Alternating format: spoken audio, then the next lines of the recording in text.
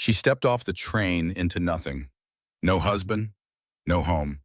Just three mountain men and a wilderness that could kill her before winter ended. The letter had promised safety. The letter had lied. But going back meant death. And whatever waited on that mountain, it was better than the men hunting her, and the secret hidden in her bag. Now, let's return to Silver Plume, where everything begins to unravel. She stepped off the train into nothing. No husband waiting on the platform. No house on the horizon. No welcome of any kind. Just three bearded mountain men standing shoulder to shoulder in the freezing wind and 100 miles of snow-covered wilderness stretching behind them like the edge of the known world. The letter had promised a home. The letter had promised safety. The letter had promised a new beginning. The letter had lied. And yet, as the narrow-gauge locomotive hissed its final breath of white steam into the bitter November air of 1873, the young woman clutching a battered leather valise against her chest knew one thing with absolute certainty. She could not go back.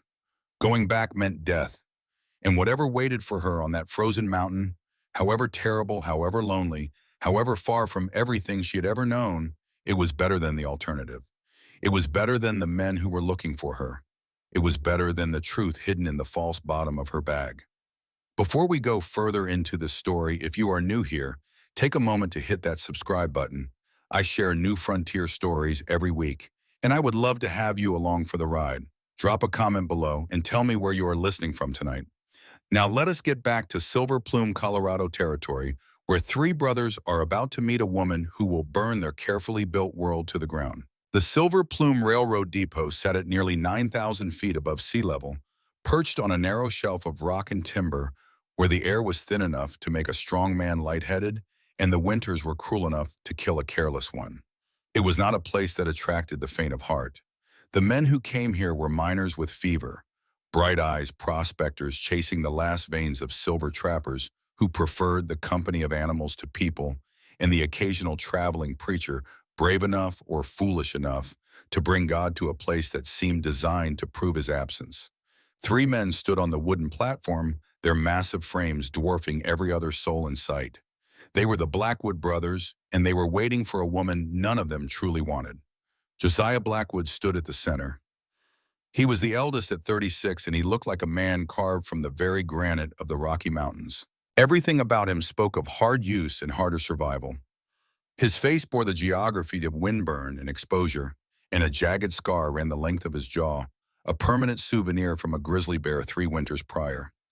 His eyes were the color of storm clouds, gathering over the peaks gray and cold and patient, the eyes of a man who had spent 2 decades watching and waiting in a wilderness that rewarded vigilance and punished everything else. But it was his hands that told the real story. Large hands, scarred hands, calloused hands that had felled 1,000 trees, set 10,000 traps, built 3 cabins from raw timber and broken wild horses that no other man in the territory would touch. Every ridge of thickened skin, every white line of healed injury mapped a life of relentless physical labor. Josiah Blackwood was the kind of man that a 60-year-old listener would recognize instantly, either in the mirror or in memory. A man of few words and deep conviction. A man who worked with his hands, kept his promises, and believed that love, if it existed at all, was something you earned through steadfast action rather than smooth talk. Every morning before dawn, Josiah sharpened his double-bit axe on a Japanese waterstone he had traded from a passing miner years ago. Most men on the frontier considered such a thing an extravagance. Josiah considered it a matter of life and death. A dull axe was more dangerous than a sharp one. That was the only thing he ever said on the subject, and he said it once. Behind him, leaning against a wooden post with the quiet ease of a man more comfortable with silence than conversation, stood Caleb Blackwood, 32 years old. His light brown hair caught the weak winter sun, revealing streaks bleached almost white from summers spent in the high meadows above the tree line. His eyes were amber warm and watchful, and they missed nothing. Caleb was the observer of the family, the mediator, the one who could calm a spooked horse with a single touch of his hand and read the coming weather in the shift of the wind. In his coat pocket, a battered harmonica, the only possession that had survived from their mother, rested against his chest. Caleb had agreed to this arrangement when Josiah first proposed it, but his agreement came with a quiet reservation he kept to himself. This plan, he believed, would either save the 3 of them or destroy the fragile equilibrium of their mountain life. He suspected with the intuition of a man who spent his days reading animal behavior that the answer would depend entirely on the woman who stepped off that train. The youngest of the three, Emmett Blackwood, paced the platform with barely contained energy.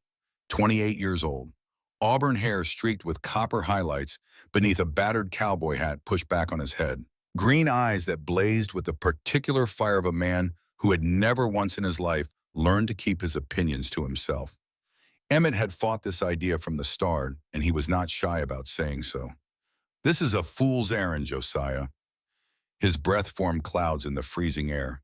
"We don't need some stranger poking around our homestead. We've managed fine on our own. We nearly didn't make it through last winter." Josiah's voice was a low rumble like distant thunder rolling across the peaks. He did not look at his brother. "I pulled you out of that snowdrift half frozen with a dislocated shoulder. Caleb spent 2 weeks burning with fever because nobody was tending the cabin while we were both out running trap lines. A man can run a trap line, chop wood, and hunt, but he cannot do all of that and keep a homestead from freezing over at the same time. We need help." "Then hire a ranch hand, not a wife. No man worth his salt wants to winter at 9,000 feet for the wages we can pay." Josiah's voice was flat final. "A wife is a partnership. Room, board, and protection in exchange for the maintenance of a mountain homestead. It is a transaction, nothing more. A man keeps his word." That was what Josiah believed, and it was all he believed. Love was a luxury for people who lived in towns with wishlights and cobblestone streets. Up here, above the tree line where the wind could strip the flesh from your face, and a single wrong step could send you tumbling 1,000 feet into a frozen canyon, there was no room for sentiment. There was only survival, and survival required a practical mind. Caleb said nothing during this exchange. He watched his brothers with the same quiet attentiveness he gave to animal tracks in the snow, reading what lay beneath the surface. Josiah's insistence on the word transaction told Caleb everything he needed to know. His eldest brother was terrified of something, and it was not the winter. The locomotive hissed one final exhalation of steam. Passengers began to disembark, hardened miners with picks slung over their shoulders, dusty prospectors, a traveling preacher clutching a Bible to his chest as though it were a shield, and then stepping hesitantly onto the icy planks of the platform as though she were stepping onto the surface of the moon, came a woman who looked as though a strong gust of mountain wind would carry her clean over the continental divide. She wore a navy blue velvet traveling dress. It was an elegant garment from a world of gas-lit parlors and refined drawing rooms entirely impractical for the frontier. The hem was caked in dried mud. The cuffs were fraying at the edges, but the cut and quality of the fabric whispered of a life far more refined than the one she had claimed in her letters. She clutched a single battered leather valise against her body, with both arms holding it the way a mother might hold an infant as though it contained something infinitely more precious than clothing. Her honey blonde hair, partially pinned beneath a modest traveling hat, had come loose in soft tendrils around her face and temples. Her eyes were cornflower blue, large and expressive, and undeniably intelligent, and they darted across the platform with the frantic alertness of a hunted animal scanning for predators. She was beautiful, strikingly, almost painfully beautiful. The kind of beauty that did not belong on a frozen railroad platform at 9,000 feet, surrounded by miners and mule skinners. And she was clearly, unmistakably, absolutely terrified. All three Blackwood brothers stared. Emmett was the first to speak. "Tell me that is not her. It cannot be." Josiah's jaw tightened until the scar along its length turned white. "I specified a robust woman of practical mind. Maybe she is robust on the inside," Caleb offered quietly, and even he could not entirely conceal the concern flickering behind his amber eyes. Josiah stepped forward. His massive frame cast a long shadow over the trembling figure. She looked up, and up, her cornflower eyes widened as she took in the full measure of the man she had agreed to marry. Not one enormous stranger, but three. Three scarred, weathered, mountain-forged men standing before her like sentinels carved from the rock itself. For a moment, the terror in her eyes was so raw, so unguarded, that even Josiah felt something twist uncomfortably in his chest. something dangerous, something that felt uncomfortably close to guilt. He crushed it immediately. "You, Clara Whitmore." His voice was blunt, devoid of warmth. She jumped, nearly lost her grip on the valise. Her eyes darted between the three of them, a flicker of raw panic crossing her delicate features before she mastered it with visible effort. "I am." Her voice was barely more than a whisper. "You must be Mr. Blackwood." "Which one?" Emmett said with a humorless smirk, folding his arms across his broad chest. "Josiah." The eldest ignored his brother. "These are my brothers, Caleb and Emmett. They live on the homestead. You were not told about them because it was not relevant to our arrangement." Three men. She had agreed to travel into remote wilderness with not one but three enormous strangers. The reality of that settled over her like a physical weight, and the flash of fear that crossed her face was something no amount of composure could entirely hide. "You lied in your letters." Josiah's voice was hard as the granite cliffs towering above them. "You wrote that you were a sturdy widow accustomed to hard labor. You do not look like you have ever split a log or gutted a fish in your life. The next train back east leaves tomorrow at dawn. I will pay your room at the boarding house tonight, and you will be on it." So something shifted in Clara's posture. The trembling did not stop. The cold was relentless, and her velvet dress offered about as much protection as a silk handkerchief in a blizzard. But her spine straightened, her chin lifted, her grip on the battered valise tightened until her knuckles turned the color of bone. "I am not going back, Mr. Blackwood." The words were soft, but they carried an edge that made all three brothers pay attention. Emmett's smirk faded. Caleb's amber eyes narrowed with sudden interest. Even Josiah paused. "We have an agreement," Clara continued, and her voice dropped to a low, desperate intensity that had nothing to do with anger and everything to do with survival. "Reverend Whitfield is expecting us at the parish house in 20 minutes to solemnize this arrangement, unless your word means nothing." Josiah's gray eyes darkened. In the world of the mountain man, questioning a man's word was the gravest insult there was. He stepped closer, towering over her, his scarred face inches from hers. "You will die up there, city girl. The mountain does not care about stubbornness. I have survived worse than cold." And for the first time, there was something in Clara's voice that did not sound like fear. It sounded like truth. A hard, bitter, bone-deep truth that had nothing to do with weather and everything to do with a past she would not speak of. Not yet. It was in that moment that something almost imperceptible happened. Something that none of the four people on that platform could have identified or named, but that would alter the course of all their lives. Caleb Blackwood, watching this exchange with the intensity of a man studying an animal he had never encountered before, stepped forward and did something neither of his brothers expected. He reached down and gently took Clara's valise from her trembling hands. "Let me carry that for you, ma'am," he said quietly. Clara's reaction was instantaneous and alarming. She lunged for the bag, grabbing it back with a ferocity that startled all three men. Her eyes went wild. Her fingers clawed at the leather with desperate strength. "No, I am sorry. I can carry it myself, please." The wind howled across the platform. An awkward silence fell. Caleb stepped back, his amber eyes flickering with questions he was too tactful to ask. But in that single moment, something registered in the back of his mind. The way she clutched that bag. The way her entire body had gone rigid with a panic that had nothing to do with pride and everything to do with protection. As though her very life depended on what was inside. Caleb said nothing, but he filed the observation away in the same quiet, methodical manner he used to catalog animal tracks and weather patterns. He did not forget. Josiah, against his better judgment and against Emmett's vocal objections, led them through the frozen streets of Silver Plume to the small wooden church where Reverend Samuel Whitfield waited. The walk was brief but brutal in the cold. Clara's thin leather boots, designed for Philadelphia sidewalks, slipped repeatedly on the icy boardwalk. Each time she stumbled, she caught herself before any of the brothers could offer help, her jaw set with a determination that bordered on the absurd. Emmett walked behind them, shaking his head. "She will be dead by Christmas," he muttered to Caleb. "Maybe," Caleb replied softly, "but I do not think so." The ceremony in Reverend Whitfield's church was as cold and perfunctory as the November wind rattling the stained glass windows. The small wooden building smelled of pine resin and candle wax. A pot-bellied stove in the corner provided token warmth that barely reached the altar, where Whitfield, a portly man with kind eyes and a perpetually worried expression, performed the rites with gentle sincerity. He had married dozens of mail-order couples in this mining town. He had seen brides weep with relief and brides weep with horror. He had seen grooms who could not meet their new wife's eyes and grooms who stared with naked hunger. But he had never seen a couple quite like this.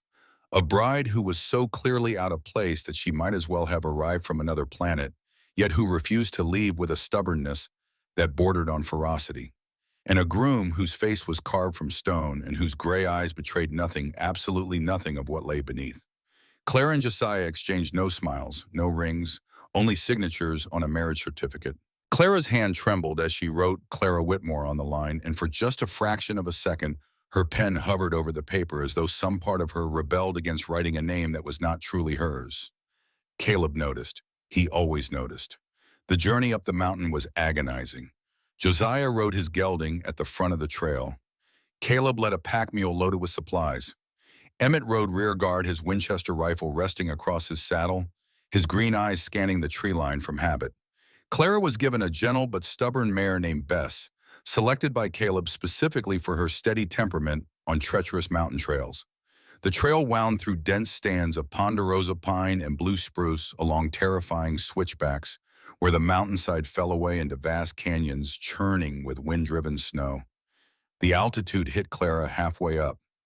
At 9,000 feet, the air thinned until breathing felt like sucking wind through a wet cloth.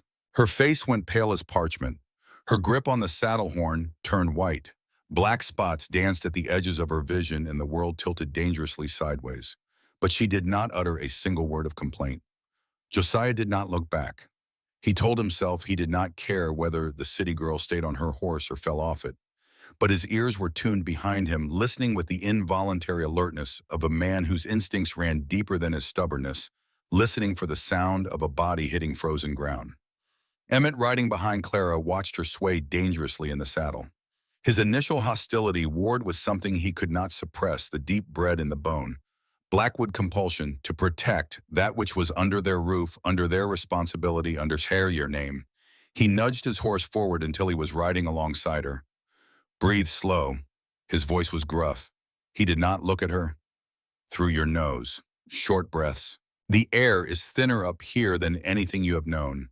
Your blood needs time to learn it. Clara turned to look at him, surprise flickering through the fog of altitude sickness. It was the first kind thing any of the brothers had said to her since she stepped off the train. She nodded, adjusting her breathing as instructed, and gradually some of the color returned to her cheeks. Emmett said nothing else. He dropped back to his position at the rear. But something small had shifted between them. A crack in the wall no wider than a hair. But there, the mountain does not care, but I do. They reached the Blackwood homestead at dusk, just as the temperature plummeted to a cold that seemed to reach inside your chest and squeeze. The property was not a single cabin, but a small compound, a testament to years of backbreaking labor by three men who had carved their existence from the raw wilderness. The main cabin was a large, sturdy structure built of thick pine logs sealed with mud and chinked against the wind. It had a central great room with a massive stone fireplace, a kitchen area with a cast iron stove, and two sleeping lofts accessible by wooden ladders. Attached to the main cabin by a covered breezeway was a smaller cabin that served as Emmett's quarters. Beyond that, a lean-to-shelter for the mules, a smokehouse for preserving meat, a root cellar dug into the hillside, and a corral built of split rail fencing. It was primitive. It was remote. It was built entirely for function and not an ounce for comfort. There were no curtains on the windows, no flowers in pots on the sill, no softness of any kind. It was the architecture of survival, not of living. A place where men existed between the demands of the wilderness and the shelter of thick walls and nothing more. Clara stood in the main cabin's great room, her battered valise still clutched against her chest, and took in the stark reality of her new life. A rough-hewn table, a single wash basin, walls hung with steel traps and snowshoes and stretched animal pelts. The smell of pine smoke, old leather, and the faint, wild musk of men who spent their lives outdoors.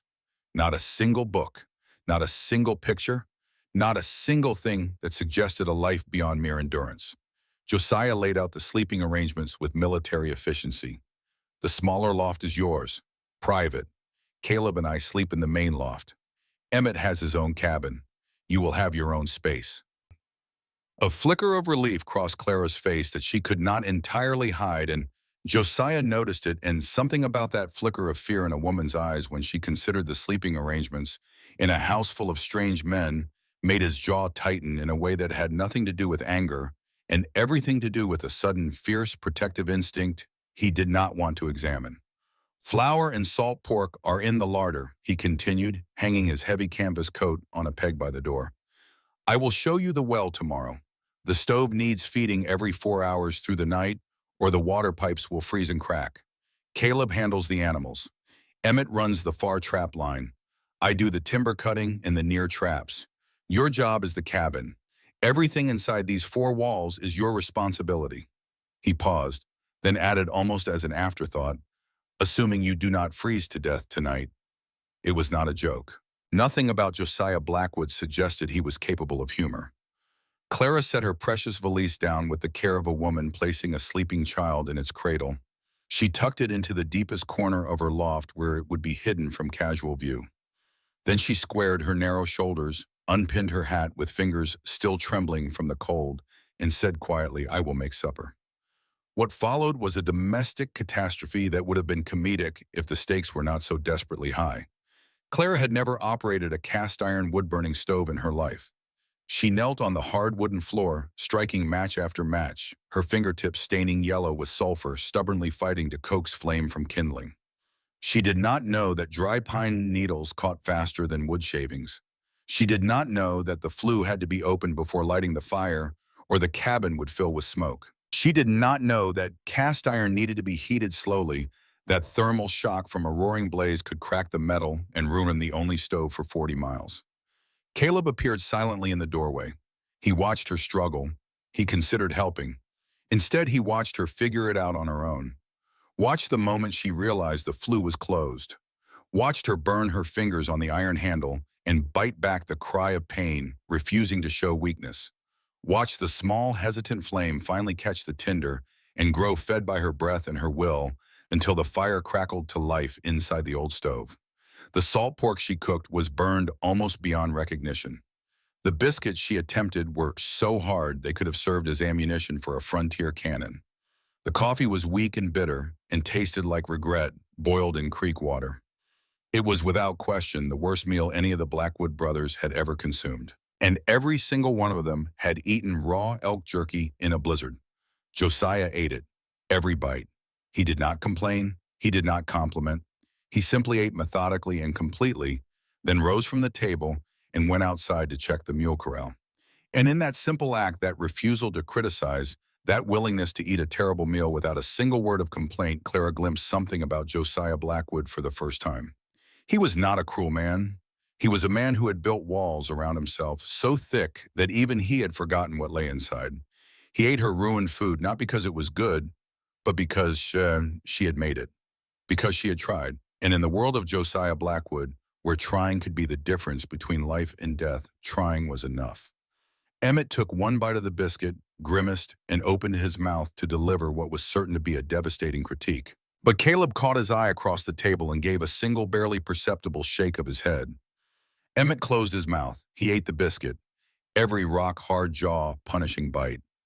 After supper, Clara washed the dishes in the basin with water so cold it made her fingers ache down to the bone. Alone in the dim, flickering firelight, the full weight of her isolation settled over her like an avalanche. She was hundreds of miles from civilization, trapped in a loveless, frigid marriage with a stranger who expected her to fail, sharing a homestead with 3 men she did not know, hiding a secret that, if discovered, could get every person under this roof killed. And somewhere out there, in Philadelphia, in Chicago, on the trains and telegraph lines that spider-webbed across the country, men were looking for her. Men who worked for a man powerful enough to own police and judges and politicians. Men who would not stop until they found her or until she was dead. Clara braced her hands on the edge of the wash basin and closed her eyes. For one terrible moment, her composure cracked. A single tear slid down her cheek, catching the firelight like liquid amber. Just one. She allowed herself just one. Then she wiped it away with the back of her roughened hands, straightened her spine, and hung the dish rag to dry. Winter always ends. She did not know where she had heard those words, but she held them now in the dark like a stone worn smooth by a river. Something to grip when there was nothing else. That night in the main loft, Josiah lay on his bedroll in the darkness listening. The creak of the floorboards as Clara climbed the ladder to her loft. The rustle of blankets. The quiet, rhythmic breathing of a woman who was trying very hard to convince herself she was not afraid. He realized one thing before sleep took him. Clara Whitmore, whoever she really was, possessed a stubborn streak that rivaled the mountain itself. In his smaller cabin, Emmett lay awake staring at the ceiling, furious with himself for being unable to stop thinking about the way she had caught herself every single time she stumbled on the icy trail. Angry that he noticed, angrier that he cared. And in the main loft, just a few feet from Josiah, Caleb lay awake longest of all.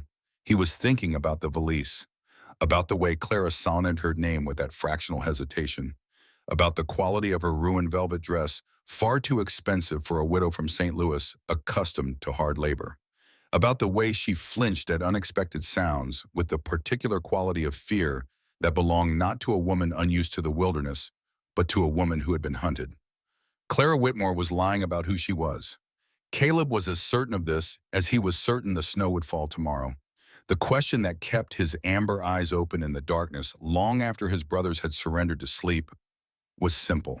Why but she did not know what Josiah had buried in the silence of his scarred face. And when she found it, when all three brothers discovered what she carried in the false bottom of that battered valise, everything would change. The first month of Clara's mountain life was a crucible of pain, failure, and relentless determination. The Rocky Mountain winter descended on the Blackwood homestead with a vengeance that seemed almost personal. 4 feet of snow buried the compound. Temperatures plummeted to 30 degrees below zero. The wind howled through the ponderosa pines like a living thing, rattling the shutters, finding every gap in the cabin's chinking, reaching inside with frozen fingers to steal whatever warmth the stove could produce. The three brothers were gone from before dawn until well after dusk, each working his assigned area of the homestead's vast operation. Josiah cut timber with his double-bit axe, the one he sharpened each morning before sunrise on that Japanese waterstone. Each stroke fell with precision, the ponderosa pines splitting with a crack that echoed through the frozen air like a rifle shot. He ran the near trap lines too, checking each steel jaw, Newhouse trap along routes he had walked so many times that his boots had worn permanent paths in the earth beneath the snow. Caleb tended the animals, 2 mules and 3 horses that were the Blackwood brothers' lifeline to the outside world. He checked their hooves each morning for cracks caused by the ice-mixed poultices from rendered bear fat to rub into their cracked skin, and repaired tack and harness with leather working tools he kept sharper than a razor. He knew each animal by name and personality. Big Jim was the most stubborn mule, but also the strongest, capable of pulling timber loads twice his own weight up impossible grades. Bess was the gentle mare Clara had ridden on her first day. Old Sam was the eldest mule, slow but reliable, who knew every trail on the mountain better than any map ever drawn. Caleb spoke to them in a low, even voice, the same calm voice he would eventually use with Clara when he began teaching her the skills that would keep her alive. Emmett ran the far trap lines, sometimes vanishing for 2 or 3 days at a stretch, sleeping in emergency lean-to shelters he had built along his route. Frameworks of rough timber covered with spruce boughs, just enough to break the wind, but never enough to truly warm a man. In those shelters, you kept the fire burning all night, or you did not wake up. He set beaver traps along the mountain streams.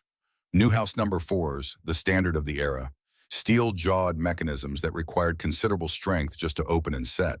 Each beaver pelt fetched $2 to $3 at the trading post, and in a time when a factory worker back east earned $1 a day, that was significant money. But the price of earning it was brutal. Hands plunged into ice water to set traps along frozen creek beds. Miles walked through hip-deep snow. Nights spent alone in the wilderness, where grizzly bears and mountain lions considered a sleeping man fair game. Clara was left behind, alone with the howling wind and the endless crushing labor of maintaining a homestead. Her hands told the story of her transformation.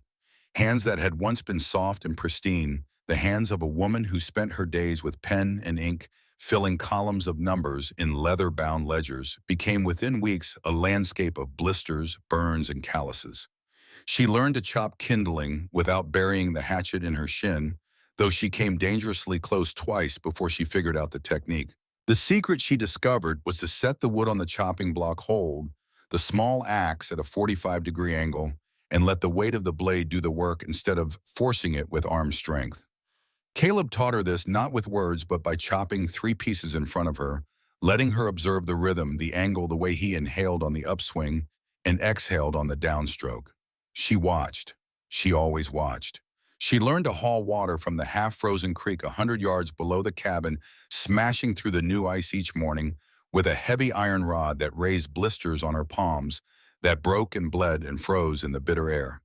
The creek ran down from snowmelt high on the peaks, and the water was the cleanest, coldest she had ever tasted, carrying the mineral flavor of granite and ancient stone. Each morning trip to break the ice, fill 2 heavy wooden buckets, and haul them back up the slope to the cabin took 15 minutes with the full load, her arms shaking her shoulders, screaming her breath, creating clouds in the thin air.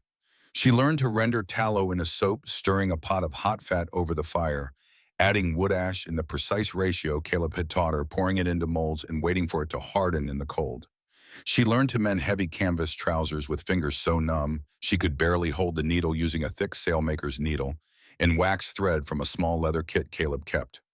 She learned to smoke venison for preservation, hanging strips of meat in the smokehouse, keeping a low fire of hickory wood burning evenly for 3 days, checking the temperature by hand because too hot would cook the meat instead of curing it, and too cool would not preserve it through the long winter months ahead. She ruined 3 batches of bread before she understood that the altitude affected how dough rose, that the thin air at 9,000 feet changed the chemistry of yeast and flour and water in ways that no recipe written at sea level could account for. She let the cabin fire die one afternoon and spent a terrifying hour relighting it, her breath visible in the rapidly cooling air, knowing that if she failed, the water pipes would freeze and crack and there would be no fresh water until spring. Every task had its own rules. Every task had consequences for failure. And Clara, the woman with the systematic mind, who had once managed ledgers worth millions of dollars, approached each one the way she approached a column of figures. Observe the pattern, memorize the process, repeat until mastered. At night, alone in her small loft with nothing but wolf pelts and a thin woolen blanket for warmth, Clara lay awake and remembered. She remembered Philadelphia. The warm brick townhouse where she grew up with her widowed mother, the smell of lavender perfume in the hallway, the gaslit library where she had first discovered her love of numbers. Her mother had been a schoolteacher, a quiet woman of tremendous dignity who raised Clara alone after her father, a bookkeeper for a shipping company, died of typhoid when Clara was 7 years old. Numbers do not lie, Clara. Her mother used to say those words while pressing a mathematics primer into her daughter's hands at the kitchen table. People lie. Circumstances change. But numbers are always honest. If you learn to read them, you will always know the truth. It was this gift, this almost supernatural ability to find patterns in columns of figures, to see the story hiding inside a ledger, the way some people saw pictures in clouds, that had brought Clara to the attention of Cornelius Hargrove. She had been working as a junior clerk in a Philadelphia accounting firm when Hargrove's agents came looking for a private accountant, someone young, someone quiet, someone female, because Hargrove assumed a young woman would be too naive and too frightened to understand what she was recording. For 2 years, Clara sat in a small office in Hargrove's mansion, recording payments and receipts, maintaining ledgers with meticulous precision. She told herself the numbers were just numbers, abstract figures on a page. It was not her business to ask what they meant. Then one evening, working late by lamplight, she made a mistake that changed everything. She accidentally cross-referenced a series of payments labeled right-of-way clearing expenses with a set of newspaper clippings about so-called Indian raids and bandit attacks in the San Juan Valley that had killed entire families of ranchers and settlers. The dates matched, the amounts matched, the names matched. The numbers were not abstract anymore. They were the prices paid for human lives. Claire remembered the night she discovered the truth, the way her hands trembled as she turned the pages of the ledger, the way the numbers blurred through her tears, The way the elegant study in Hargrove's mansion suddenly felt like a crypt, a tomb built from mahogany and brass where the dead cried out from every column, every entry, every carefully recorded payment for murder. 3 weeks of agonizing indecision followed. Sleepless nights, nausea that made it impossible to eat, the constant nauseating battle between fear and conscience. Then the decision. She waited until Hargrove attended a dinner party at the Union League, entered his private study with the duplicate key she had made months earlier for legitimate purposes, and copied the two most damning ledgers page by page, working by candlelight, until her hand cramped and the candle burned to a stub. The terror of fleeing Philadelphia with nothing but a carpet bag and a valise with a false bottom. The train to Chicago. The Pinkerton men in the Chicago station, their flat professional eyes scanning every face in the crowd. The desperate purchase of a ticket heading west as far as her dwindling money would take her. And then in a discarded newspaper on the seat of a westbound train, the advertisement that would save her life or end it. Mail order bride wanted. Mountain homestead. Hard life. Fair man. Now she was here, on a frozen mountain, with burned fingers and blistered hands, making terrible biscuits for 3 men who did not trust her, hiding 2 leather-bound books that could bring down one of the most powerful men in the country. But she was alive, and the ledgers were safe. And every morning when she climbed down from her loft and lit the fire and began the endless labor of the day, she reminded herself of one truth that held firm even when everything else was crumbling. This is the price of justice, and it is worth paying. The dynamic between Clara and each of the 3 brothers developed along distinct, separate tracks, creating 3 relationships that would become the emotional architecture of everything that followed. With Josiah, interactions remained minimal, formal, and charged with an unspoken tension that neither of them acknowledged. Josiah was determined to maintain the transaction he had promised. He did not ask about her past. He did not make conversation. But Clara noticed the quiet ways he cared for her without ever acknowledging it. He never complained about her ruined meals. He simply ate them.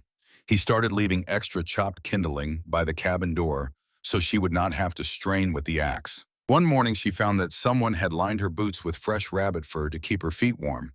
Nobody took credit, but only Josiah ran the near trap line where rabbits could be caught. When their hands accidentally brushed reaching for the same plate at supper, both recoiled as if burned. When Clara emerged from her loft in the early morning, her hair loose and golden in the firelight, before she pinned it up for the day, Josiah looked away so quickly that Caleb, watching from across the room, had to hide a rare smile behind his coffee cup. Actions, not words. That was the Josiah Blackwood way. With Caleb, Clara found an unlikely teacher. Unlike Josiah's cold efficiency and Emmett's vocal skepticism, Caleb offered help through quiet demonstration. He showed her how to season a cast iron pan properly by doing it himself while she watched, never making her feel foolish for not knowing. He taught her to read animal tracks in the snow. Bear, elk, rabbit, wolf. Knowledge that could save her life if she ever found herself alone outside the cabin walls. But Caleb was also watching her, always watching. He noticed that Clara kept a small journal, writing in it every night before bed, hiding it in the same corner of her loft where she kept the precious valise. He noticed her unusual facility with numbers. When he asked her to help inventory the winter supplies, she tallied figures in her head faster than he could count them on paper. He noticed that she startled violently at unexpected sounds with the specific quality of fear that belonged not to someone unfamiliar with the wilderness, but to someone who had been hunted. With Emmett, the relationship was warfare. The youngest Blackwood made no secret of his belief that bringing Clara to the homestead was the worst decision Josiah had ever made, and he tested her relentlessly at every opportunity. "Those biscuits could stop a bullet," Emmett said one evening, dropping one onto his plate with a thud that echoed through the cabin. Clara's cheeks flushed, but she met his green eyes steadily, and what came out of her mouth surprised every person at the table, including herself. "Then you had better hope I am nearby the next time someone shoots at you, Mr. Blackwood." Emmett's eyes widened. Then, despite himself, a bark of laughter escaped him. Rough and genuine, and startled the first real laugh heard in that cabin in weeks. He shook his head, muttered something under his breath, and ate the biscuit. From that moment on, their war became something else. Something laced with grudging respect and the first fragile threads of what might in time become something resembling family. 6 weeks after Clara's arrival, this first turning point came. Josiah had gone into the lower valley to check a distant trap line, warning he might not return until nightfall. Caleb was working in the lean-to repairing a broken pack saddle. Emmett was 3 days into a run along his far line and not expected back until tomorrow. By mid-afternoon, the sky bruised into a deep, violent purple, the specific shade of purple that experienced mountain men recognized as the harbinger of a killing blizzard. The storm struck with terrifying speed. Visibility dropped to zero within minutes. The world dissolved into a howling white void. Clara was inside the main cabin mending one of Josiah's wool shirts, a task she had taken on without being asked, and one that gave her a private satisfaction she refused to examine too closely. Then she heard it, the frantic, high-pitched braying of the mules in the lean-to. Not the restless sounds of animals uncomfortable in a storm. The raw, primal screaming of animals facing a predator. Through the frosted window, she saw shadows moving near the corral. Dark shapes low to the ground, moving with the fluid, purposeful coordination of pack hunters. Timber wolves, 7 or 8 of them driven down from the high peaks by the brutal winter, desperate and starving. 2 were already tearing at the wooden gate of the lean-to. Clara's mind calculated the situation in seconds. The same precise, systematic mind that had once tracked millions of dollars through the financial empire of Cornelius Hargrove now computed odds of survival with brutal clarity. If the wolves killed the mules, the Blackwood brothers' livelihood was destroyed. No mules meant no way to haul timber or furs. No trade meant starvation. She could not wait for Caleb. She did not know where he was. The wolves were at the gate. Minutes mattered. She ran to the stone mantel and grabbed the heavy Winchester rifle Josiah kept loaded above the fireplace. She had never fired a gun in her life, but she had watched Josiah clean it, watched his large, methodical hands work the lever action with practiced ease. She paid attention. She always paid attention. She threw a heavy wool blanket over her shoulders and kicked the cabin door open. The wind hit her like a fist. The cold was not merely uncomfortable.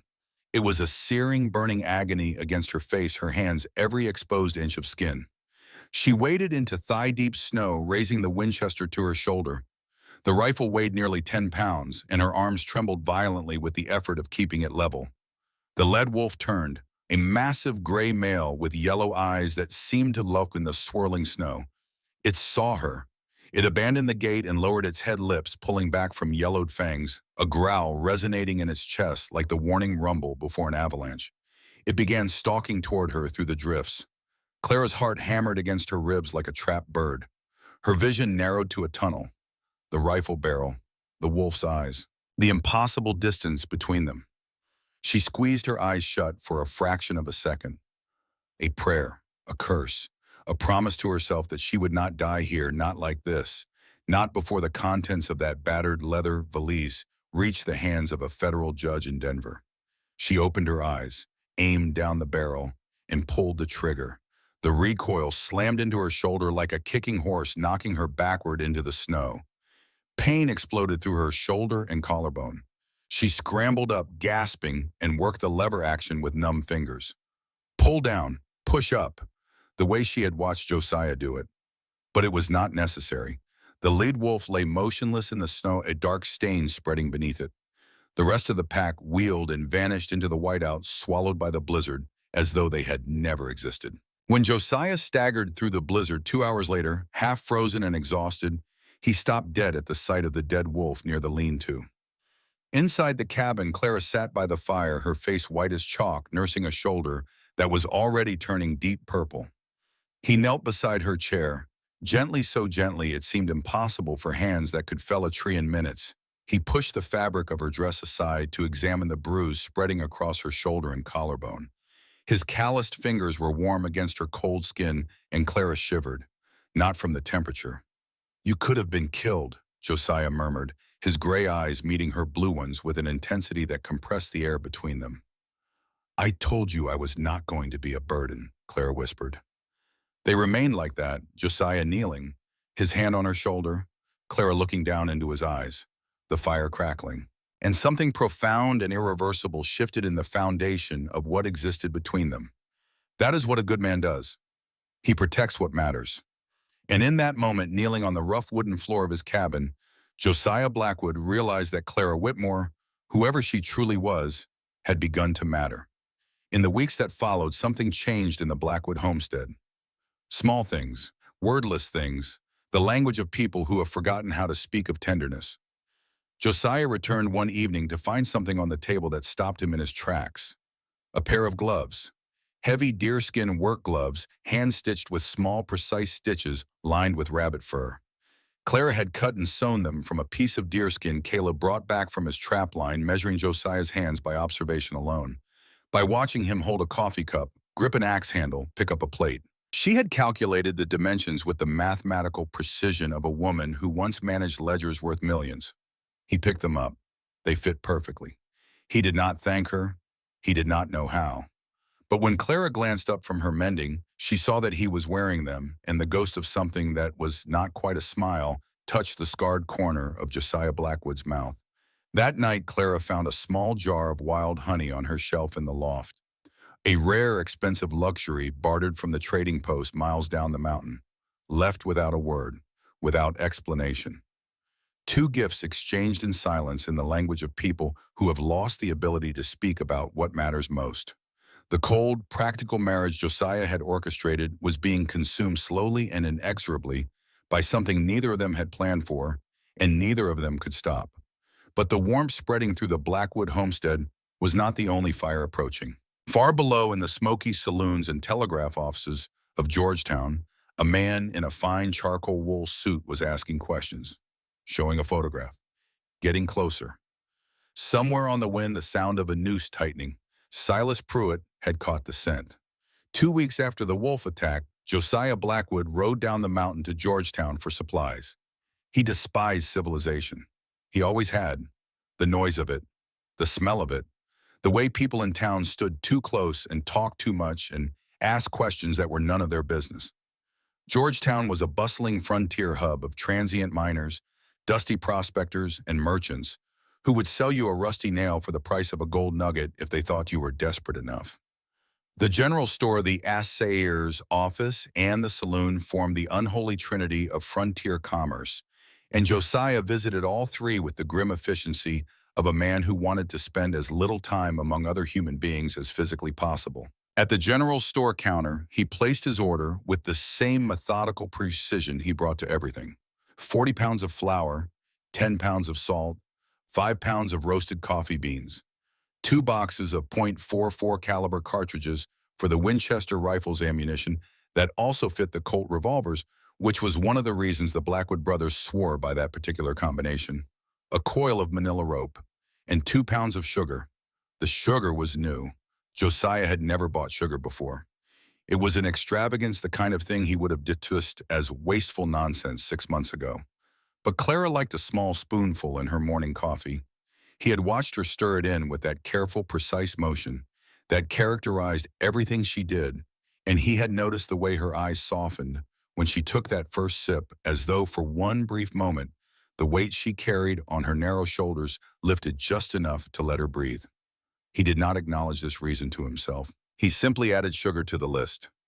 He was waiting at the counter for his order to be assembled when a heavy hand clapped down on his shoulder. Josiah's reaction was instantaneous. His body coiled like a rattlesnake. His right hand dropped to the hunting knife on his belt. He spun with the controlled violence of a man for whom unexpected physical contact usually preceded a fight, and he came within a fraction of a second of drawing the blade before his eyes registered what stood behind him. The man was not a miner. He was not a prospector. He wore a fine charcoal wool suit, impeccably tailored, that stood out against the dirt and roughness of the frontier store like a church organ in a mining camp. His shoes were polished leather, absurdly impractical for the mud and ice of Georgetown streets. He was lean and clean-shaven, with the kind of bland, forgettable face that was perfect for a man whose profession required him to blend into crowds and vanish from memory. Everything about him was carefully unremarkable, except his eyes.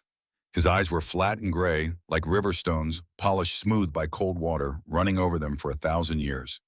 They were the eyes of a man who had looked at many people and assessed each one with the same detached calculation, sorting them into 2 categories: obstacles or tools.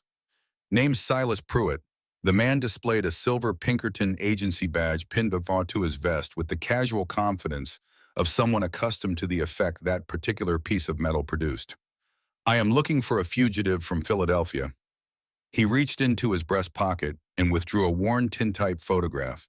He placed it on the counter between them with a deliberate, practiced motion, the way a card player lays down what he believes is a winning hand. "A woman," Pruitt continued, his voice smooth and even, the voice of a man who had given this particular speech many times before in many towns, "stole highly sensitive financial ledgers from a prominent railroad investor named Cornelius Hargrove. These ledgers contain proprietary business information worth millions of dollars. Mr. Hargrove wants them returned.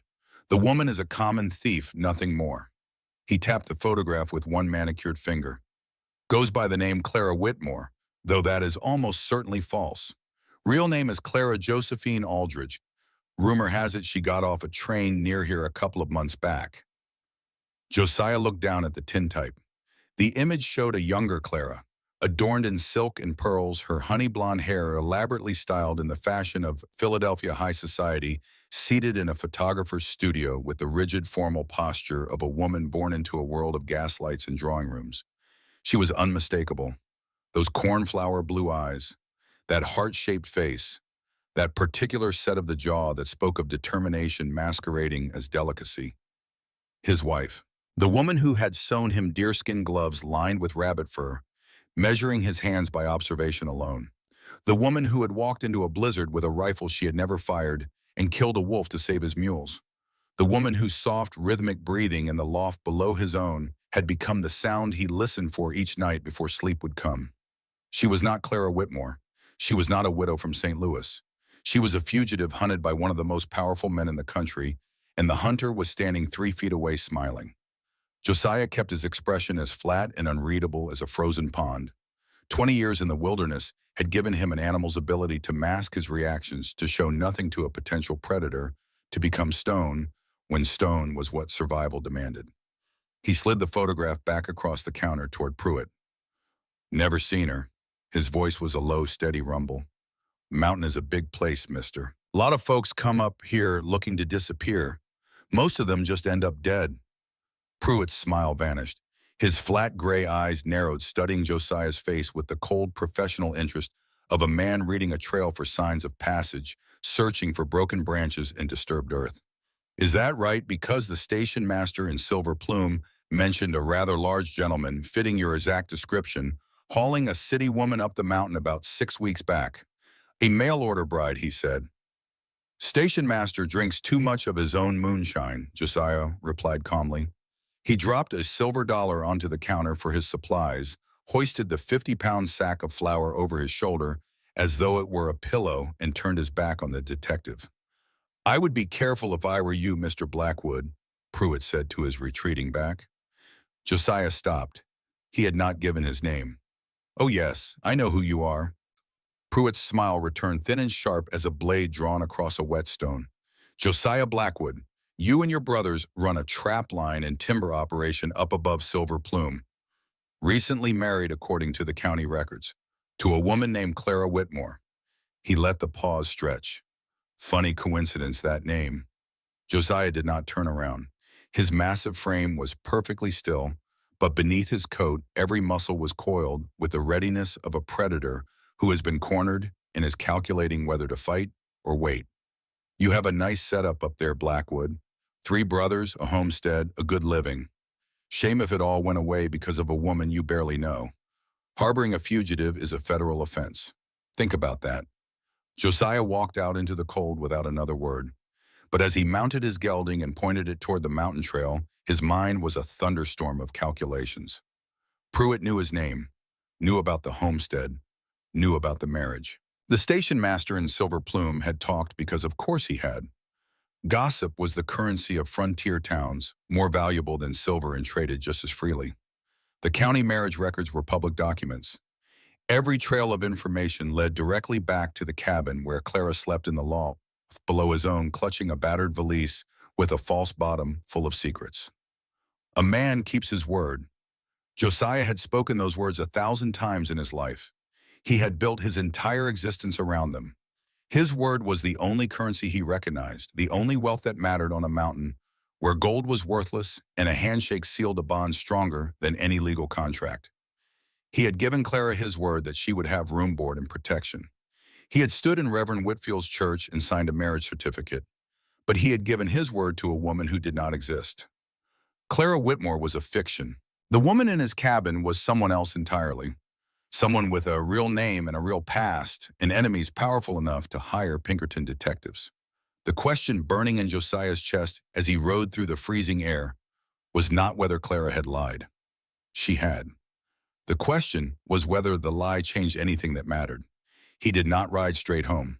He spent 3 grueling hours weaving through treacherous switchbacks, crossing half-frozen streams to break his trail, doubling back through dense stands of spruce and pine.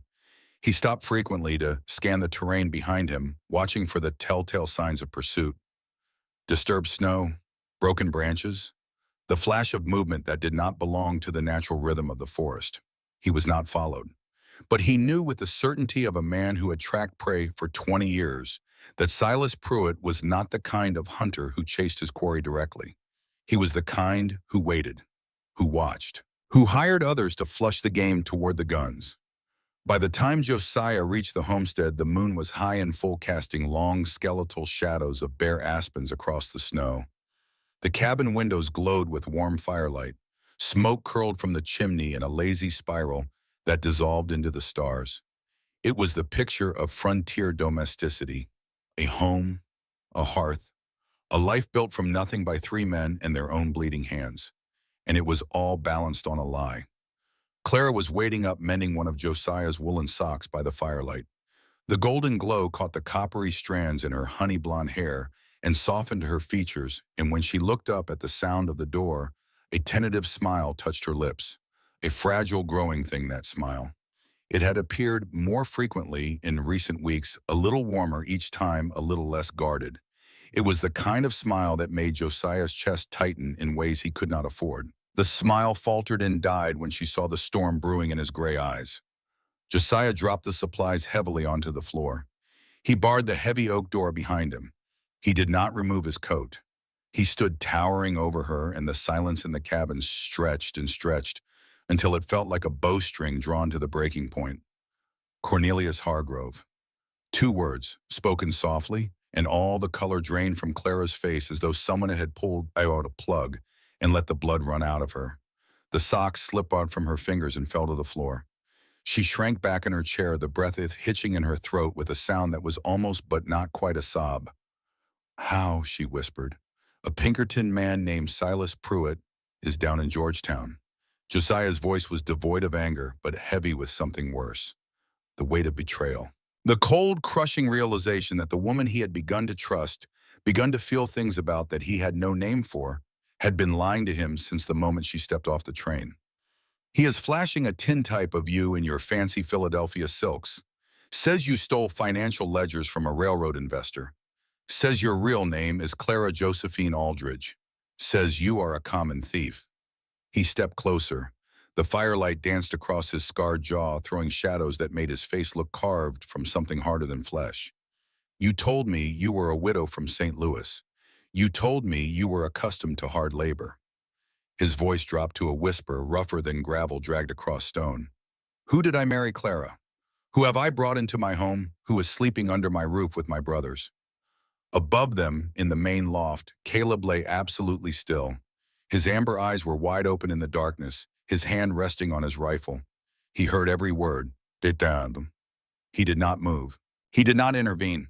But the puzzle pieces he had been collecting for weeks, the valise, the hesitation when she signed her name, the facility with numbers, the way she flinched at unexpected sounds, with the particular fear of the hunted, all of them were clicking into place with devastating clarity.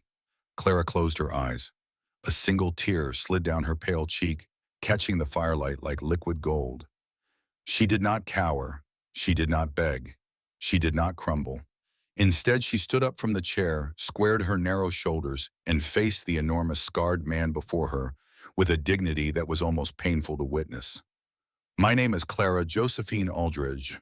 Her voice was steady despite the tear still wet on her cheek. "And I am not a thief, Josiah. I am a witness." She walked to her loft and returned with the battered leather valise. The bag she had guarded with her life since the day she stepped off the train. The bag she had ripped from Caleb's gentle hands on the platform at Silver Plume with a ferocity that had startled 3 mountain men.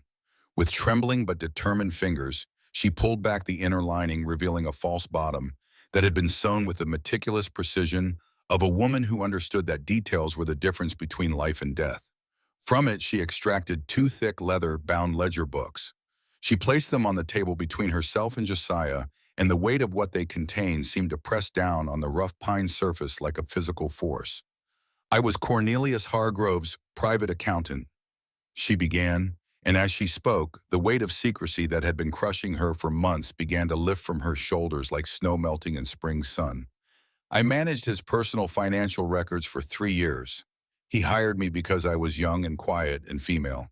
He assumed I would be too naive and too frightened to understand what I was recording. He was wrong." She opened one of the ledgers and turned to a page dense with columns of figures, each entry written in her own neat, precise handwriting. The handwriting of a woman whose mother had taught her that numbers never lied. "Hargrove is not just building a railroad, Josiah. He is stealing the land to build it on. When the ranchers and settlers in the San Juan Valley refused to sell their property, he did not negotiate. He did not take them to court. He hired mercenaries, gunmen, outlaws, the worst men money can buy. And he had those families driven from their homes at gunpoint. The ones who fought back." Her voice caught, a crack in the composure she had maintained through months of terror and flight and desperate loneliness on a frozen mountain. "He had them killed, men, women, entire families, Josiah. He called it right-of-way clearing, like they were trees to be felled, brush to be burned. But they were not trees. They were people. And what he did to them was not clearing. It was slaughter, cold-blooded, systematic slaughter. Dozens of innocent people." She turned pages, pointing to entries with a finger that no longer trembled. The accountant in her had taken over the precise, analytical mind that saw patterns where others saw only numbers. "Every payment to the hired killers is recorded here. Every bribe to local marshals who looked the other way while families burned. Every forged deed. Every death disguised as an Indian raid or a bandit attack. It is all here in his own financial records in my handwriting, with dates and amounts and names. The names of the dead, the names of the killers, the names of the lawmen who were paid to call it justice." Josiah stared at the ledgers. The magnitude of what Clara held in her hands was staggering. These books did not merely document financial fraud. They documented mass murder orchestrated and financed by one of the most powerful men in the country, recorded with the same methodical precision that a rancher might use to track the sale of cattle. "Why you?" Josiah's voice was raw. "Why did you not go to the law?" "Because Hargrove owns the law." The bitterness in Clara's voice spoke of a woman who had learned this lesson at terrible cost. "He owns the police in Philadelphia, the politicians, the judges. Every institution that is supposed to protect innocent people has been purchased by the man who murdered them. If I had walked into any precinct house in Pennsylvania with these ledgers, where I would have been dead before nightfall. They would have found me floating in the Delaware River, and the books would have been ash." She moved closer to him. Her blue eyes blazed with a desperate, fierce conviction that transformed her delicate features into something fierce and unforgettable. "The only man with the authority and the integrity to prosecute Hargrove is federal judge Nathaniel Caldwell in Denver. I was trying to reach him, but Hargrove's men caught my trail in Chicago. I ran out of money. I ran out of places to hide. The matrimonial agency advertisement was my last desperate attempt to disappear, to buy myself time, to get close enough to Denver to deliver these ledgers to the one man who cannot be bought." Her voice dropped to a raw, cracked whisper that seemed to come from somewhere deeper than her throat, from the place where she had kept the truth locked away for months, feeding it in silence, guarding it with her life. "I never meant to trap you in my nightmare, Josiah. I never meant to put you or your brothers in danger. I just wanted to live long enough to see those families get justice, to see that monster answer for what he has done." The cabin was silent except for the crackle of the fire and the wind pressing against the shutters like a living thing trying to get inside. Clara stood before Josiah, tears streaming silently down her face, her hands clenched at her sides, waiting for the verdict, waiting for him to send her away. or turn her in, or simply walk out into the cold and leave her standing there with nothing but her terrible truth and a pair of ledgers that could bring down an empire. Josiah stood motionless for what felt like an eternity. Then slowly, like the first crack in a dam of ice that has held back a river all winter, his rigid posture softened. The hard line of his jaw loosened. The storm in his gray eyes shifted from anger to something far more complex. Fury and protectiveness, in admiration, in a tenderness so fierce, it was almost violent, all swirling together like the currents of a river in spring flood. He reached out with both of his large calloused hands and gently framed Clara's tear-streaked face. She flinched at the contact, the reflexive response of a woman who had spent months expecting every hand to be a threat. But his touch was impossibly gentle, and she grew still. He wiped a tear from her cheek with his thumb. "You should have told me," he murmured. "I was afraid." Her hands rose tentatively to rest against his broad chest. She could feel his heartbeat through the heavy fabric of his coat. Steady, powerful, like the rhythm of the mountain itself. "Afraid you would turn me in, or worse, that I would get you killed. You and Caleb and Emmett. You have built a life here. I had no right to risk it. I have wrestled grizzly bears." Something in Josiah's voice had changed. The coldness was gone. The flatness was gone. What replaced it was raw and burning, a fire that had been banked for years beneath ash and stone and the careful architecture of solitude. "I have survived winters that freeze the blood in your veins, and my brothers are cut from the same rock." His gray eyes locked onto hers with an intensity that seemed to compress the air between them into something dense and electric and almost impossible to breathe. "No man in a tailored suit is taking my wife from this mountain. The mountain does not care. But I do." He pulled her against him, and for the first time since their hollow vows in Reverend Whitfield's freezing church, he held her. Not as a transaction, not as an obligation, but as a man who had found something precious in the last place on earth he expected to find it, and who would burn the entire world to cinder and ash before he let it be taken from him. Clara buried her face in his chest. Her small frame shook with silent awes that were not born of fear, but of relief so overwhelming it was physically painful. For months she had carried this burden alone. For months she had lived in the constant shadow of pursuit, trusting no one, resting nowhere. And now, in the arms of a mountain man she had married out of desperation, she had finally found something she believed the world had taken from her permanently. Safety, belonging, home. The next morning, Josiah called a council at the heavy pine table. All three brothers sat on one side facing Clara across the scarred wood. The two ledgers lay open between them like evidence at a trial.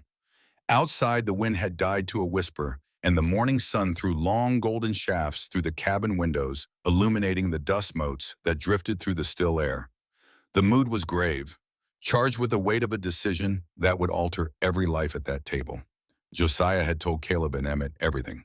Clara's true identity, Hargrove, the murders in the San Juan Valley, the Pinkerton detective in Georgetown. Caleb's response was characteristically measured. He studied the ledger entries with careful attention, his amber eyes moving across the columns of figures with the same quiet focus he brought to reading animal tracks in fresh snow. "These are meticulous records," he said. "If a federal judge sees these, Hargrove is finished. The evidence is irrefutable." Emmett's reaction was the opposite of measured. He shoved back from the table with enough force to send his chair scraping across the wooden floor, his green eyes blazing with a fury that made the air in the cabin feel dangerous. "So let me understand this," he said, his voice tight as a wire about to snap. "She lied to us, she used us, she brought a railroad tycoon's hired guns to our doorstep, and now we are supposed to do what exactly? Fight a war because she decided to play hero." Clara flinched but held her ground. She had learned something about facing down Blackwood men in the months since she arrived. You did not back away. You stood your ground, and you met their eyes, and you gave as good as you got, or they would never respect you. "I did not decide to play hero, Mr. Blackwood. I decided that watching families be murdered and doing nothing was something I could not live with." "Well, you might not have to live with anything much longer if Pruitt's men come up this mountain," Emmett snapped. "Enough." Josiah spoke a single word, and it carried the authority of a man who had led his family through 15 years of frontier hardship, who had buried his parents and raised his brothers and built a homestead from raw wilderness with nothing but an axe and his own stubborn refusal to quit. The question is not whether she lied. She did. The question is what we do now. He looked at each of his brothers in turn, gray eyes meeting amber, gray meeting green. The silent language of men who had survived together, bled together, frozen together, and never once failed each other. We can send her away. Put her on the next train east and pretend we never saw those ledgers. Pruitt might believe it, or he might not, and he comes for us anyway for harboring a fugitive. He paused. Or we get her to Denver, to Judge Caldwell. We deliver the ledgers, Hargrove goes to prison, and the law protects all of us. Denver is 150 miles, Caleb observed with his usual calm. In winter, through territory Pruitt will be watching, with a woman who only learned to ride 2 months ago. I can ride, Clara said quietly. I have learned. Emmett stared at her for a long, hard moment. Something was shifting behind his fierce green eyes, not softening exactly, rearranging, like tectonic plates grinding into a new alignment deep beneath the surface of the earth. She shot that wolf.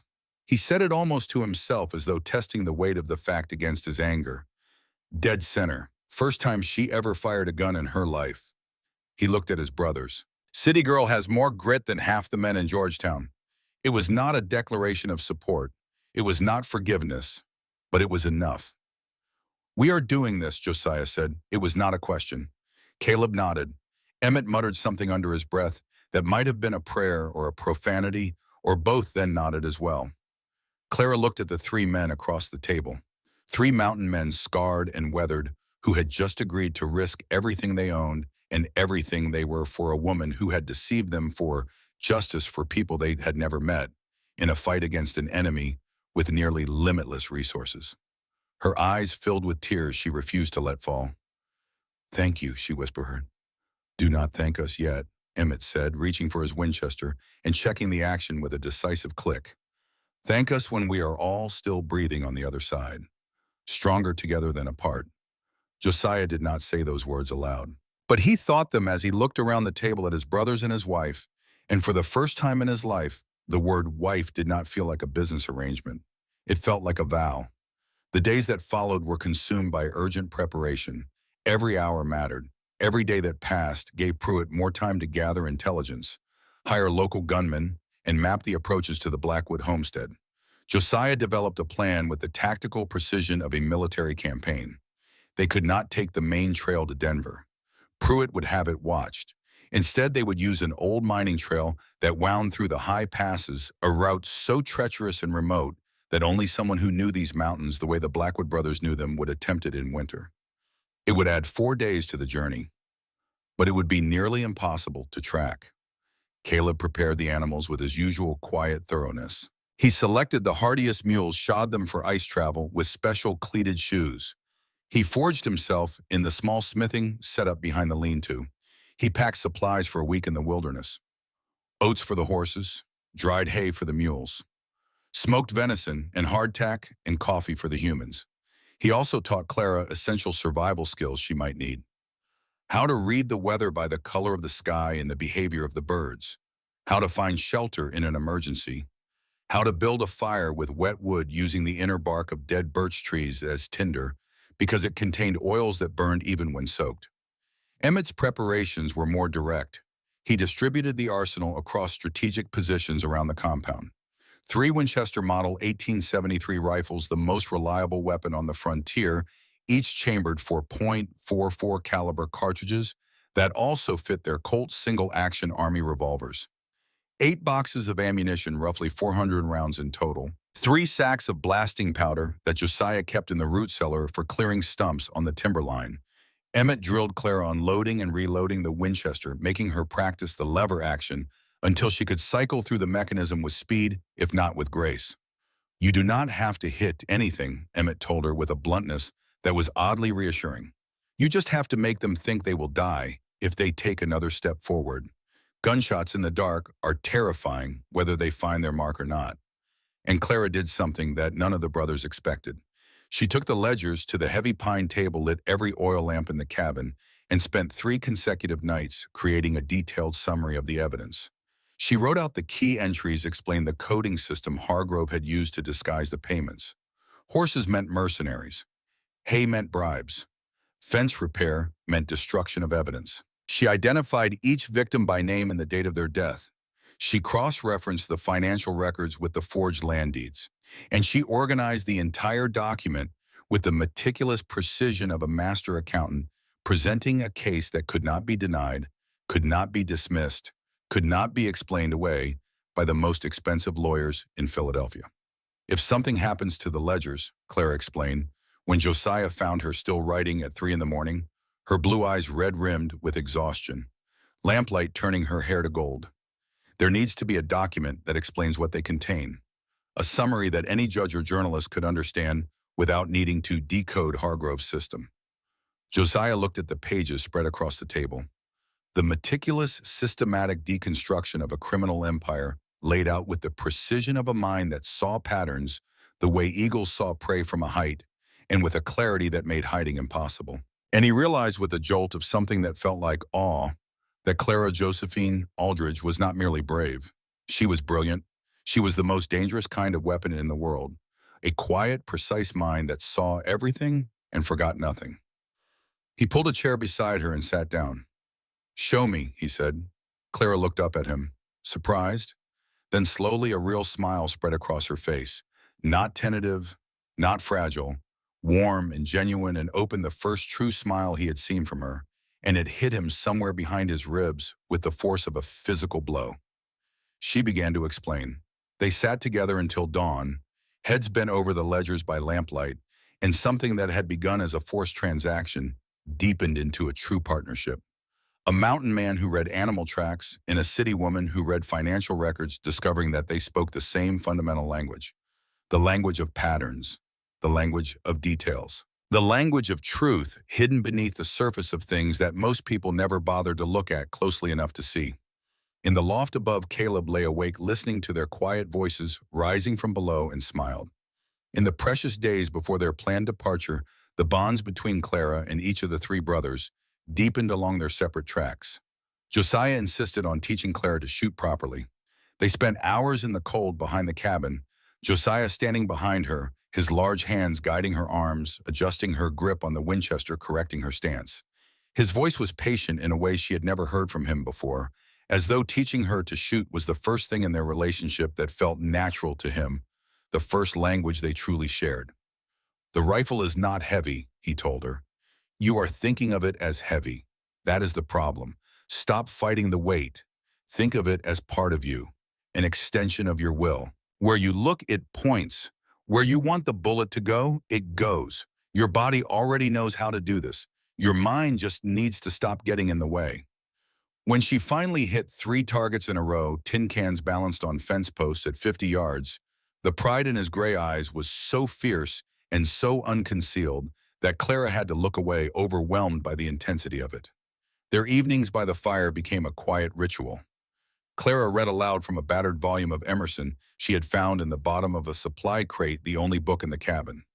Josiah listened, whittling a piece of cedar with his knife, the sharp, clean scent of the wood shavings mingling with the warmth of the fire.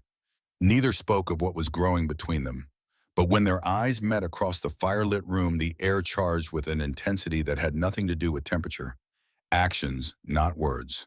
The Josiah Blackwood way. But the actions were speaking louder every day. Caleb's role evolved from quiet observer to trusted confidant.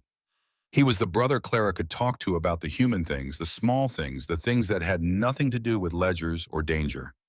He told her about the brothers' childhood, how their parents had died of cholera when Josiah was 15, how the eldest brother, barely more than a boy himself, had raised his 2 younger brothers alone in the wilderness, teaching them to hunt and trap and build, forging a family from grief and stubbornness and the absolute refusal to surrender.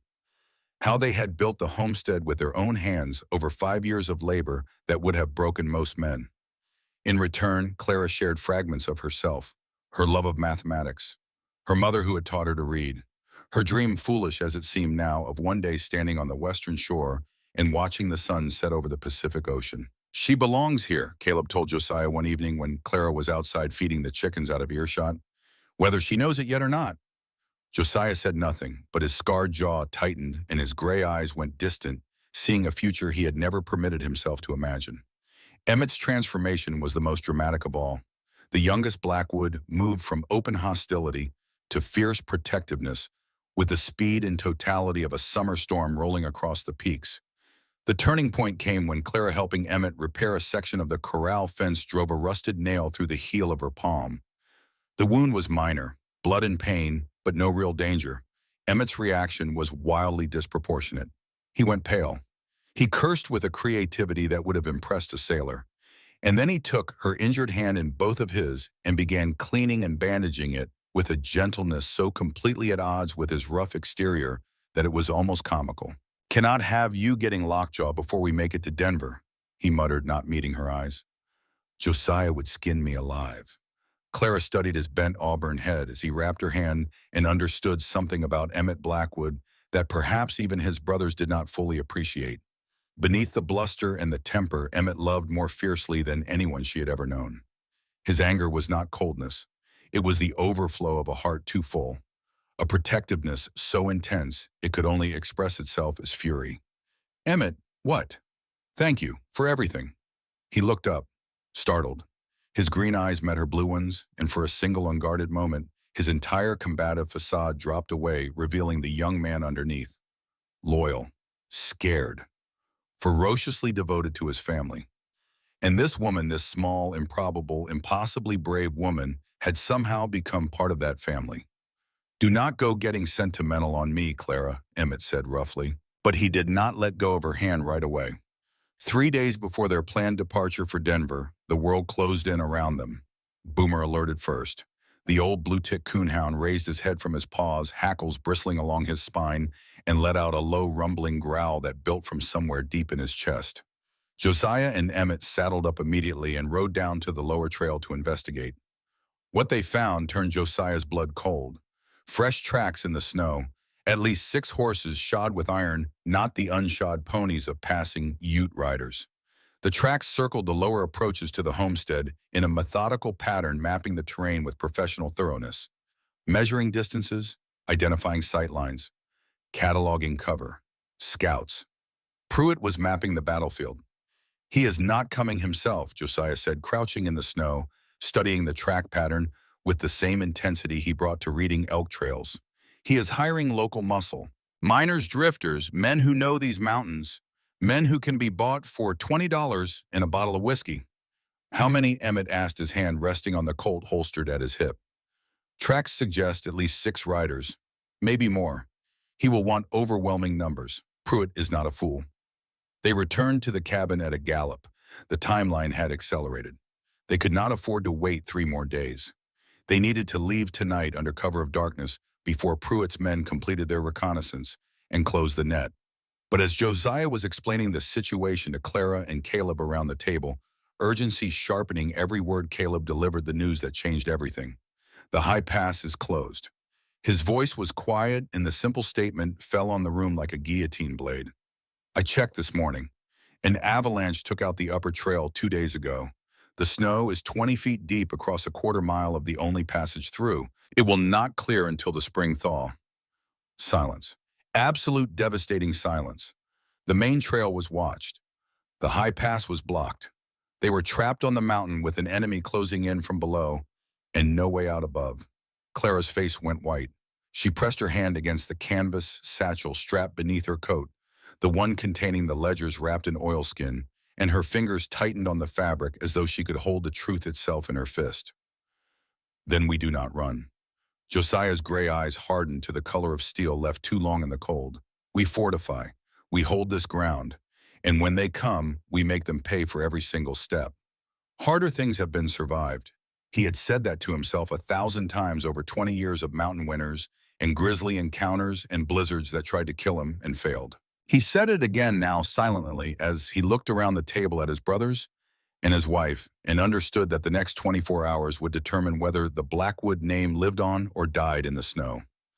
That night, the last night before the storm, Caleb retired to the loft and Emmett crossed the breezeway to his cabin to catch what sleep they could before the assault they all knew was coming. The cabin grew quiet. The fire burned low, casting long amber shadows on the log walls. Outside, the mountain held its breath. Clara sat by the dying fire, the ledger satchel on her lap, her fingers running absently over the oilskin wrapping. She was afraid. Not of dying. She had made her peace with that possibility months ago on a train platform in Chicago, when she spotted the Pinkerton men scanning the crowd and understood the true reach of Hargrove's power. What she feared, what kept her awake in the orange glow of the embers, was getting these men killed. These three men who had taken her in, fed her, taught her to survive, who had become the only family she had known since her mother died. Josiah sat down beside her, not across the room, not at a careful distance, beside her close enough that their shoulders touched. Clara, she looked up, and what she saw in his gray eyes took her breath away. The walls were down, all of them. Every barrier he had spent 36 years constructing, every defense he had built against the possibility of feeling something he could not control, all of it was gone. His eyes were completely open, and she could see everything in them. The fear he would never show his brothers, the fierce protectiveness that burned like a furnace in his chest, and beneath it all, deeper than the bedrock of the mountain, a tenderness so vast and so carefully hidden that discovering it was like finding a hot spring in the middle of a glacier. "Whatever happens tomorrow," Josiah said, his deep voice rough with emotion, "I need you to know something that day at the train station. When Ada said you were a mistake, when I tried to send you back." He paused, and his scarred jaw worked as though the words were physical objects he had to force past his teeth. "That was the closest I have ever come to the worst decision of my life. Josiah, let me finish. I have spent my whole life building walls, against the cold, against the world, against anything that might make me feel something I cannot control. And then you walked off that train in a velvet dress with a bag full of secrets and burned my salt pork and shot a wolf and—" He stopped. The scar on his jaw whitened as his muscles clenched, and tore every wall down without even trying. He took her hands in his, her small, roughened, capable hands. Hands that had been transformed by the mountain from the soft instruments of a Philadelphia accountant into something stronger, harder, more beautiful in their imperfection than they had ever been in their elegance. He held them with a gentleness that defied his enormous strength. "I do not know what tomorrow brings, but I know this. Marrying you was the best thing I ever did, the truest thing, and I do not care that it started as a transaction. It is not one anymore. It has not been for a long time." Clara did not speak. Words felt inadequate for this moment, this fragile, beautiful, terrifying moment of complete honesty between two people who had spent their entire lives hiding behind walls of different kinds. Hers built from secrecy and survival. His built from grief and solitude. Both crumbling now here in the firelight on the eve of a battle that might end everything. Instead of speaking, she lifted their joined hands and pressed her lips against his scarred knuckles. She felt his strong fingers tighten around hers. They sat together in the dying firelight, hands clasped, shoulders touching, drawing warmth from each other against the cold that was coming. Not just the cold of winter, the cold of violence and danger and the possibility that this fragile, hard-won happiness might be destroyed before it had truly begun. "Built this with our own hands." Josiah looked around the cabin, the walls he and his brothers had raised from raw timber. The fireplace Caleb had laid stone by stone. The door frame Emmett had carved. And now the curtains Clara had sewn from flour sacks. The organized kitchen, the smell of bread and lavender mixed with pine smoke and leather. They had built this. All of them. Together. When the fire burned to embers, Josiah walked Clara to the base of her loft ladder. She paused with one foot on the rung, turned and looked up at him. "Josiah, yeah. Thank you for choosing me." The ghost of a smile crossed his scarred face. Real. Not guarded, not controlled. Open and warm like the first break of sunlight through storm clouds after a long dark winter. Was not a choice, Clara. It was inevitable. She climbed the ladder. He watched her go. Then he took his position by the heavy oak door, Winchester in his hands, and waited for the dawn. If you have made it this far into the story, take a moment to hit that like button. It helps this story reach other folks who love frontier tales. And leave a comment telling me what you think on my Cinequolman happened next. I would love to hear your predictions. Because the riders Pruitt hired were already on the mountain, And when they arrived, they would bring fire. They came at midnight. Boomer heard them first. The old blue-tick coonhound had been lying by the cabin door, with his graying muzzle resting on his paws, and the growl that started deep in his chest, built slowly rising from a vibration felt more than heard into a sharp, urgent bark that shattered the mountain silence like a stone thrown through glass. Then the cowbells began. Caleb had strung tripwires across every approach to the homestead, connecting them to tin cans and iron bells that would ring if anything larger than a rabbit crossed the perimeter. Now those bells were singing in chaotic concert, a jangling symphony of metal on metal, coming from multiple directions at once. Not one intruder, not two, many. Through a crack in the window shutter, Josiah counted muzzle flashes in the tree line, brief orange blooms in the darkness, the telltale signatures of men checking their weapons, adjusting their positions, preparing to advance. He counted 10, then 2 more near the corral. At least 12 armed men surrounding a cabin that held 3 riflemen and 1 woman who had learned to shoot 6 weeks ago. The odds were not good. Josiah had faced worse odds against blizzards and grizzly bears and the mountain itself, but he had never faced 12 men with guns who wanted something he was not willing to give. Blackwood, Silas Pruitt's voice echoed across the snow-covered clearing, carrying with it the sharp metallic click of a revolver being cocked. The sound traveled through the frozen air with unnatural clarity, as though the mountain itself were amplifying it, making certain that everyone inside the cabin heard the promise of violence contained in that single mechanical sound. "I know she is in there. I have got a dozen men surrounding this place. Send the girl and the books out, and I give you my word you and your brothers walk away clean. No charges, no trouble. Keep her, and we burn you out." Josiah stood at the heavy oak door, the Winchester in his hands, his gray eyes cold and steady as the granite peaks above. Behind him, Caleb was positioned at the east window, his rifle resting on the sill, his amber eyes scanning the clearing with the calm focus of a man who had spent his life reading the movements of wild things. Emmett covered the west window, his jaw tight, his green eyes blazing with a fierce, barely controlled fire that made him look like exactly what he was, the most dangerous of the 3 brothers. Clara crouched near the fireplace with the Colt revolver Josiah had given her, gripped in both hands. The canvas satchel containing the ledgers was strapped across her body beneath her coat, tight against her ribs where it would stay no matter what happened in the next hour. She could feel the hard edges of the leather-bound books pressing against her skin with every breath. The evidence, the truth, the names of the dead. "Your word is worth about as much as a Pinkerton badge and a Blizzard Pruitt," Josiah roared back into the night. "And the first man to step into this clearing gets his chest hollowed out." A rifle shot shattered the silence. The bullet slammed into the thick oak door with a vicious crack, sending a spray of splinters into the cabin. Josiah did not flinch. He kicked open the gun port he had carved into the door years ago for exactly this kind of situation, spotted the muzzle flash of the shooter in the pines, and fired. A man screamed. The sound echoed off the icy peaks, raw and animal and terrible, the kind of sound that lives in the memory long after the silence returns. "That is one," Emmett said from the west window, his voice eerily calm. The battle erupted in earnest. Gunfire poured from multiple positions in the tree line, bullets thudding into the thick pine logs of the cabin walls, shattering a window pane, sending showers of bark and splinters into the air. The noise was deafening, a continuous rolling thunder of percussion that shook the walls and filled the cabin with the acrid smell of black powder smoke. The brothers returned fire with the disciplined precision of men who had learned to make every resource count because waste on the frontier meant death. Josiah from the door, Caleb from the east, Emmett from the west. Each shot carefully aimed, each trigger pull measured and deliberate, conserving their 400 rounds of ammunition against an enemy who could afford to waste theirs. Clara's role became critical in ways none of them had anticipated.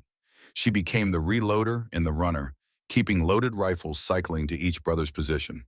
She caught empty Winchesters tossed toward her, worked the lever to clear the chamber, fed fresh point, 4.4 caliber rounds into the magazine with fingers that were trembling, but functional, and slid loaded weapons back across the floor to waiting hands. She hauled ammunition boxes from one window to another.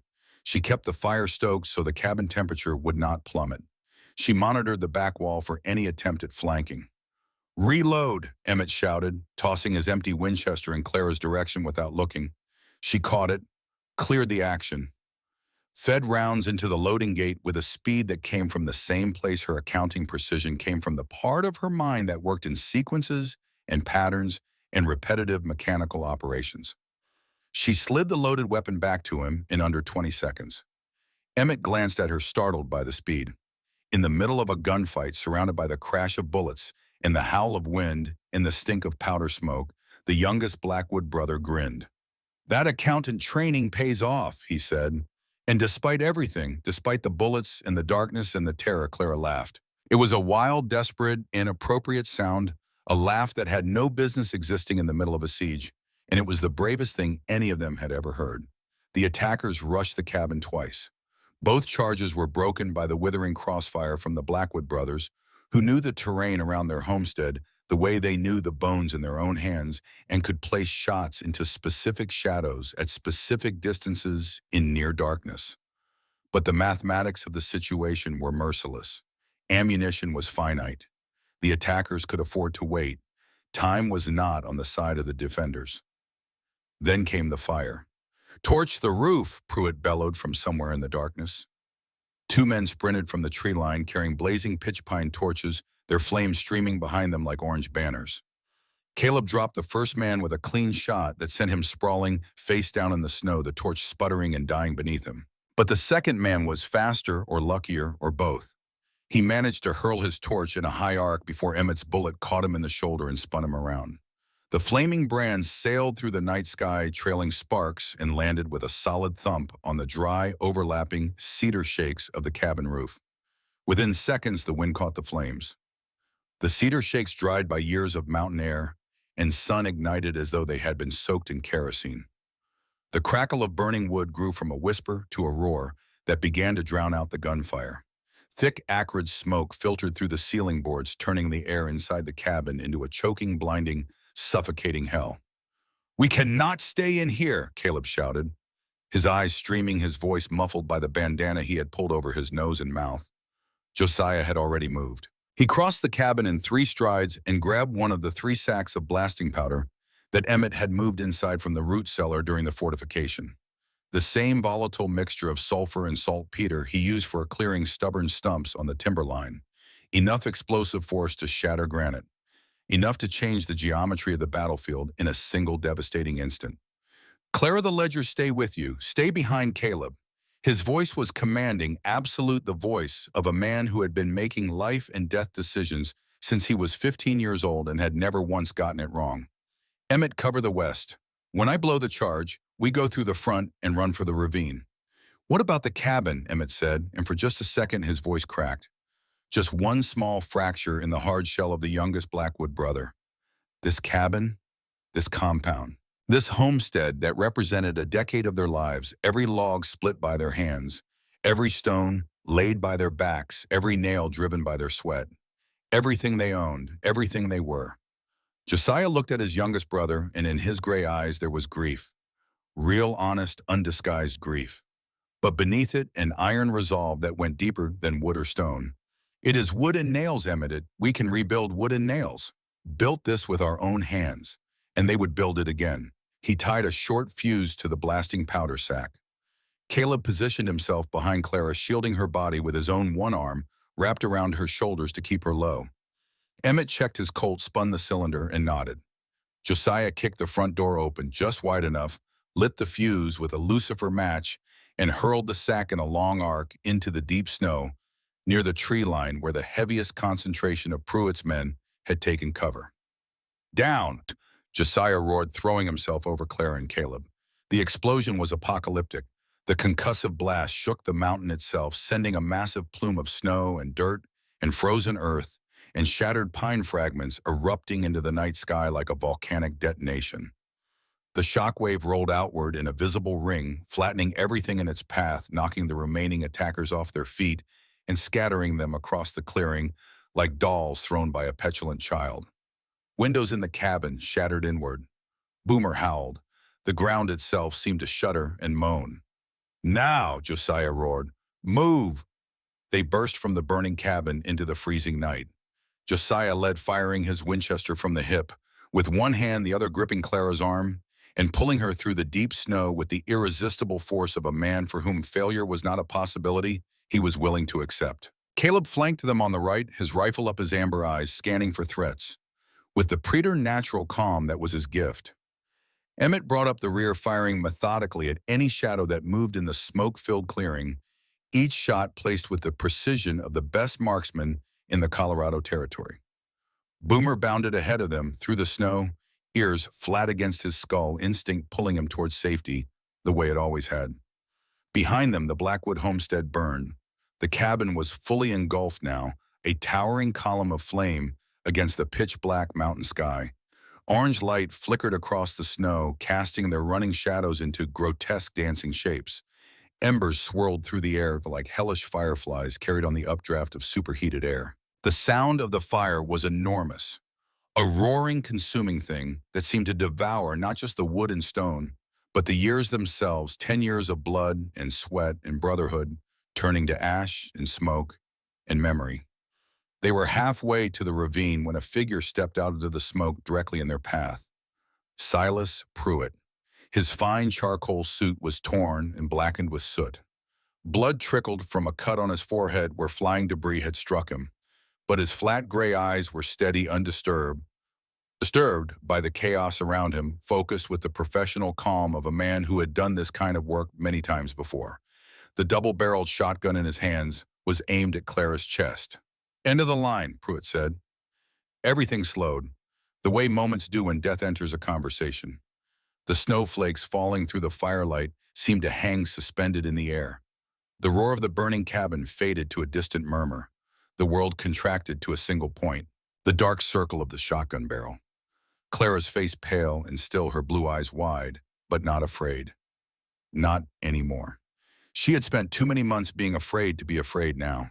What she felt standing in the snow with a shotgun pointed at her heart and the evidence of 40 murders strapped to her ribs was something closer to anger. Josiah's Winchester was empty. He had no time to chamber around, no time to reach for his Colt, no time for anything except the single blinding, absolute imperative that had governed every Blackwood decision since 3 orphaned boys first stood together against the wilderness. Protect your own. Josiah dropped the rifle and lunged at Pruitt with a sound that was not quite human. A raw, feral roar that tore through the night, the sound of a man who had fought bears and blizzards and 20 years of solitude, and was now fighting for the only thing that had ever made the solitude worth enduring. In the same instant, Emmett fired his Colt, not at Pruitt's body, at his hands. The bullet struck the shotgun barrel with a ringing metallic impact that deflected the weapon upward. Both barrels discharged into the sky, the double blast echoing off the peaks like twin thunderclaps. Josiah crashed into Pruitt, and the two men went down in a tangle of fists and fury. Pruitt was quick, trained, professional. He pulled a hunting knife from his belt and slashed at Josiah's face, opening a shallow cut across his cheekbone that would leave a new scar to join the old one on his jaw. But Silas Pruitt, for all his training and his Pinkerton badge and his cold professional competence, was not fighting a man who operated within the rules of civilized combat. He was fighting a mountain man, a man who had broken wild horses with his bare hands, a man whose strength was not the cultivated product of a gymnasium, but the raw, unyielding power forged by 2 decades of splitting timber and hauling stone and wrestling with a wilderness that tried to kill him every single day of his life. Josiah caught Pruitt's knife wrist, twisted it until the bones ground together with a sound like gravel being crushed. The knife dropped into the snow. One devastating blow to the detective's jaw, delivered with a fist the size of a Virginia ham, and Pruitt went limp, unconscious before he hit the ground. Josiah stood over him, chest heaving, hands bruised and bloody. He looked back at the homestead. The cabin was a towering inferno, now flames reaching 50 feet into the sky, the heat so intense he could feel it from 100 yards away. Everything he owned, everything he had built, his entire life burning. Clara ran to him and wrapped her arms around his waist, burying her face against his chest. The satchel containing the ledgers pressed between them. "You're home," she wept. "Josiah, everything is gone. I am so sorry." He wrapped his massive arms around her, buried his face in her dark smoke-scented hair, felt the rapid, steady beating of her heart against his own. The cabin was gone. But for the first time in 36 years, Josiah Blackwood did not feel alone. "You are my home," he said quietly. "The rest is just wood and nails." "You are home now," and the words spoken for the first time aloud settled over both of them like a blessing. Caleb cleared the path to the hidden ravine. Boomer bounded ahead of them through the snow, ears flat, instinct pulling him towards safety the way it always had. "This way." Now, and they ran. The journey to Denver took 5 days. 5 days through the frozen heart of the Rocky Mountains, following trails that existed on no map known only to the Blackwood brothers and the elk and the eagles. Caleb's hidden meadow, half a mile up the mountain through a concealed ravine, provided them with the mules and supplies he had stashed there days earlier.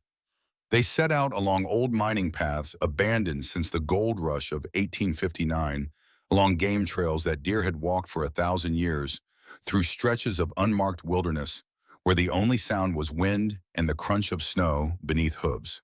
They traveled primarily at night, navigating by stars and by Josiah's uncanny ability to read terrain in near darkness. During the day, they sheltered in abandoned mine shafts, rock overhangs, and leaned to shelters the brothers had built over years of ranging through the backcountry. Clara did not slow them down.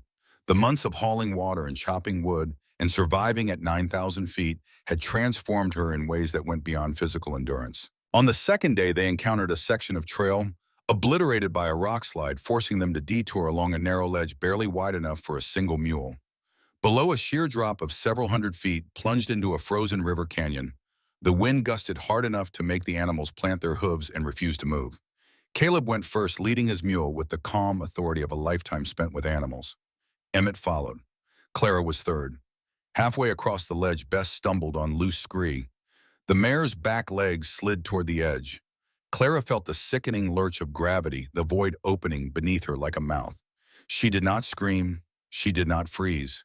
She leaned into the mountain face, shifted her weight forward, and gave Bess a firm, steady kick with her heels exactly the way Caleb had taught her. The mare recovered, found her footing, continued along the ledge. Behind her, Josiah slowly released the breath he had been holding. His hands were shaking, not from cold. Each night, around a small, carefully hidden fire, the four of them drew closer. Emmett told stories that made Clara laugh so hard she had to muffle the sound in her coat sleeve.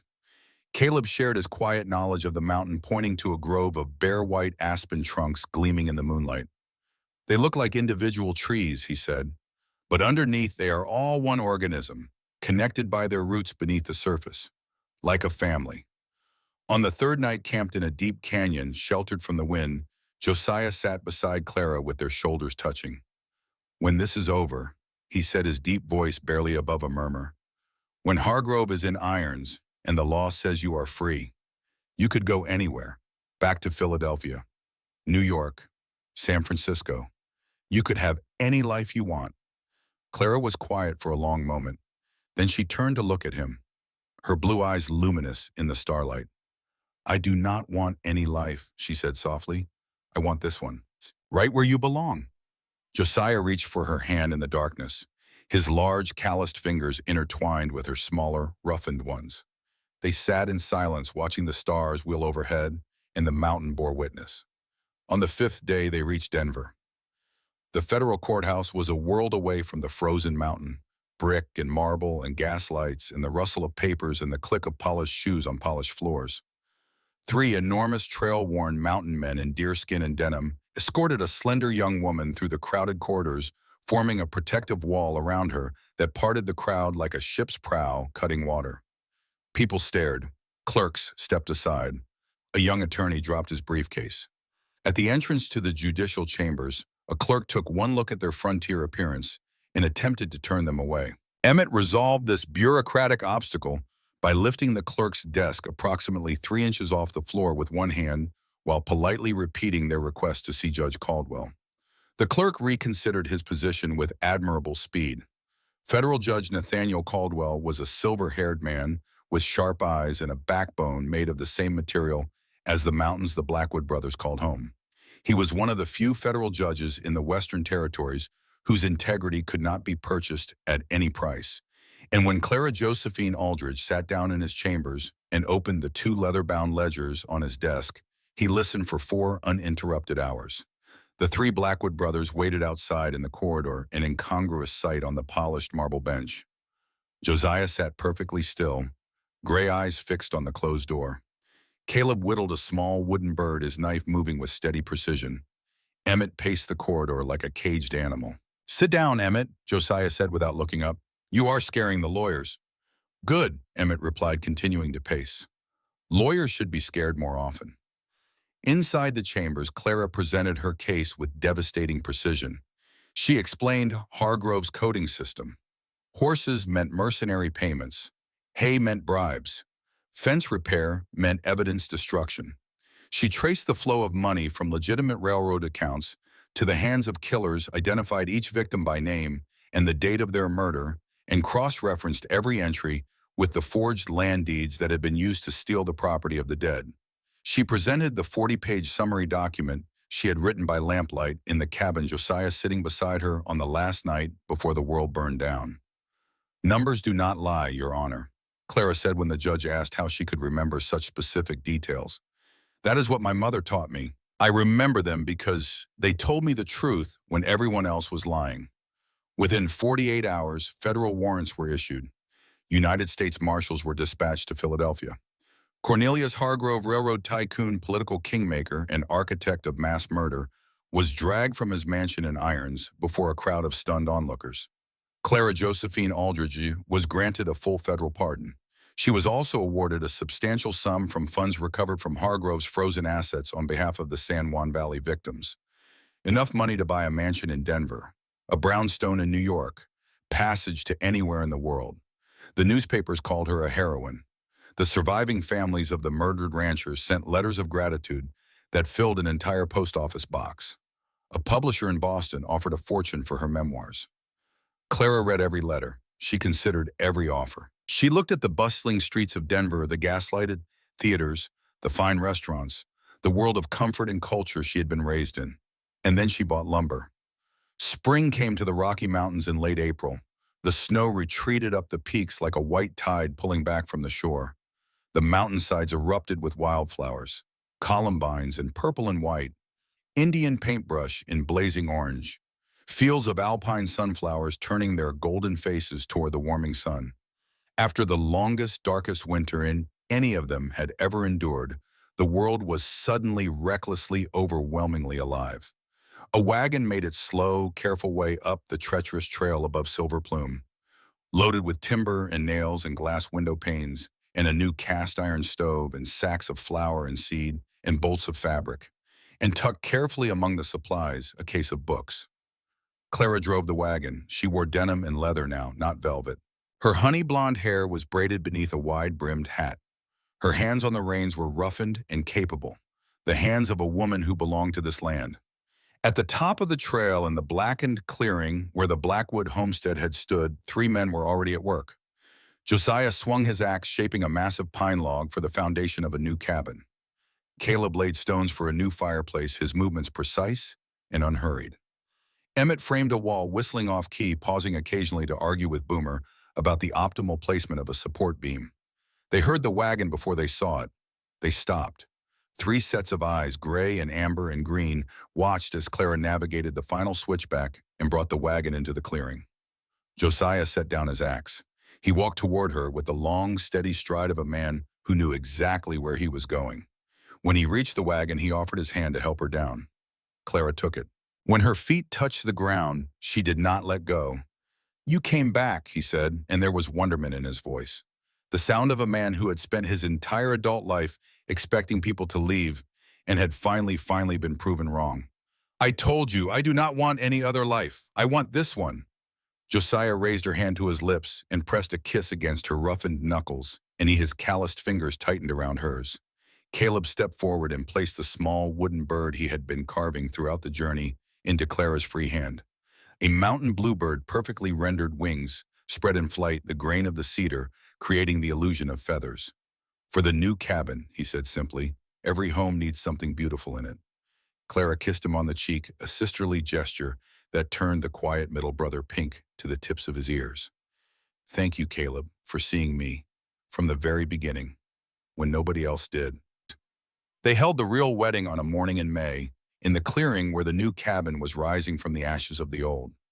Reverend Whitfield climbed the mountain trail himself for the occasion, huffing and red-faced from the altitude, but beaming with genuine joy. The ceremony took place under an open sky so blue and vast it seemed to go on forever. Josiah wore his cleanest work shirt. Clara wore a simple cotton dress with wildflowers woven into her hair. This time there were rings. Josiah had forged Clara's from a piece of old brass, working it on the small anvil behind the lean-to hammering and shaping and polishing until the rough metal became something that, while far from perfect, was made entirely by his own hands. When he slid it onto her finger, those hands, the hands that could fell timber and fight bears and build cabins from raw wilderness, trembled. "I am not good with words," Josiah said, standing before his brothers and the preacher and the Ba and the mountain. "But I am good at keeping promises, and I promise I will stand beside you every winter, every spring, every day in between, until this mountain wears down to dust." A man keeps his word. Clara signed the new marriage certificate with a hand that did not tremble. This time she wrote her real name, Clara Josephine Blackwood. The years that followed built themselves into a life the way a river builds a canyon, slowly, relentlessly, with a patient power that reshapes everything it touches. The first spring together, Clara planted a garden, vegetables pushing up through rocky mountain soil with the same stubborn determination that characterized everything the Blackwoods touched. Josiah built a fence around it to keep the elk out, and every evening they sat on the steps of the new cabin, the one with real glass windows and a separate bedroom, with a proper door and a shelf for the case of books Clara had brought up the mountain. They watched the sunset paint the peaks in shades of rose and gold, and the silence between them was no longer empty. It was full. The second winter was harder than the first, but this time they were ready. The larder was stocked with preserves organized by Clara's meticulous hand, each jar labeled and dated. The woodpile stood higher than the cabin eaves split by three brothers who could clear a stand of pine in a single day. And the long, dark nights were no longer lonely. There was firelight. There was Caleb's harmonica playing soft melodies that drifted through the cabin like smoke. There was laughter, real laughter, the sound of a family. The following summer, their first child came. Caleb rode down to Silver Plume in the middle of the night to fetch the midwife, pushing his horse through darkness at a pace that would have been reckless if the alternative were not worse. Emmett wore a groove in the porch boards, pacing back and forth, more agitated than he had been during the siege. Josiah held Clara's hand through every moment, and when he finally held his daughter, a tiny red-faced creature with gray eyes like his own and wisps of honey blonde hair like her mother's, his hands shook. The hands that had felled 10,000 trees. The hands that had fought a Pinkerton detective to the ground. The hands that had built 3 cabins from raw timber. Shaking while they held 6 pounds of new life. They named her Margaret after Clara's mother, the school teacher who had taught her daughter that numbers never lied. You earned every bit of this life. The homestead expanded. A new cabin for Caleb, a proper barn, split rail fencing for the cattle they began to raise as the fur trade declined and the territory changed around them. The third spring, the McAllister family from 20 miles away came to help raise a new hay barn, and Clara cooked for 20 people while Emmett argued with old Mr. McAllister about construction techniques, and Caleb played his harmonica, and Josiah stood watching it all with an expression that was no longer solitary pride. It was something warmer, something that had taken root in the ashes of a burned cabin and grown into a life he had never imagined possible. In the fourth winter, they suffered their first real loss together. Old Bess, the gentle mare Clara had ridden on her very first journey up the mountain, died in her sleep on a night of bitter cold. Clara wept. Josiah dug the grave in frozen ground with a pickaxe in the kind of grim, loving determination that defined everything he did. They stood beside the mound of earth, shoulder to shoulder in the cold, and Clara understood something. Grief shared does not disappear, but grief shared is lighter than grief carried alone. Winter always ends, and it always did. In the 5th year, Emmett fell in love. Her name was Willa, the daughter of the trading post owner down in Georgetown. A woman as tough as boot leather, who could ride a horse better than most men in the territory, and whose cooking was worse than Clara's had been on her first night in the cabin. Emmett loved her with the same ferocity he brought to everything, which is to say loudly, passionately, and with absolutely no ability to hide it from anyone within a 50-mile radius. Clara had to teach the youngest Blackwood brother how to court a woman without bellowing at her like she was a stubborn mule. Emmett, you cannot say I want to marry you the same way you give orders to Big Jim. She is a human being, not a pack animal. Big Jim listens better, Emmett muttered, but he took Clara's advice. And when he finally proposed to Willa on the hilltop behind the homestead, under a sky blazing with more stars than either of them could count, in a voice that trembled in a way Clara had never heard from her fierce young brother, in-law Willa said yes before he finished the sentence. More cabins on the homestead, more laughter at the dinner table, more arguments because no household containing Emmett Blackwood would ever be short of arguments. More life. Caleb never married, and no one in the family ever asked why, because they understood that Caleb had found his peace in his own quiet way. He found it in the animals he tended, in the wood carvings that grew more intricate and beautiful each year, and began to sell for real money at the Georgetown General Store. He found it in the harmonica he played for the children on winter evenings when the darkness came early and the fire burned low. He became Uncle Caleb, the one every Blackwood child ran to when they needed a story, when they needed a broken toy repaired, when they needed someone who would listen without judgment and offer wisdom without demand. One evening, Claire asked him, "Do you ever have regrets, Caleb, about staying on the mountain instead of living a different life?" Caleb looked out the window. Emmett was chasing his 4 red-haired children around the yard. Josiah sat on the porch with little Eleanor on his knee. The sound of the harmonica Caleb himself had been playing still hung in the evening air. "Clara," he said softly, his amber eyes warm, "this is the different life, right where you belong." In the 12th year, the worst winter in 3 decades descended on Colorado. Snow buried the cabin doors.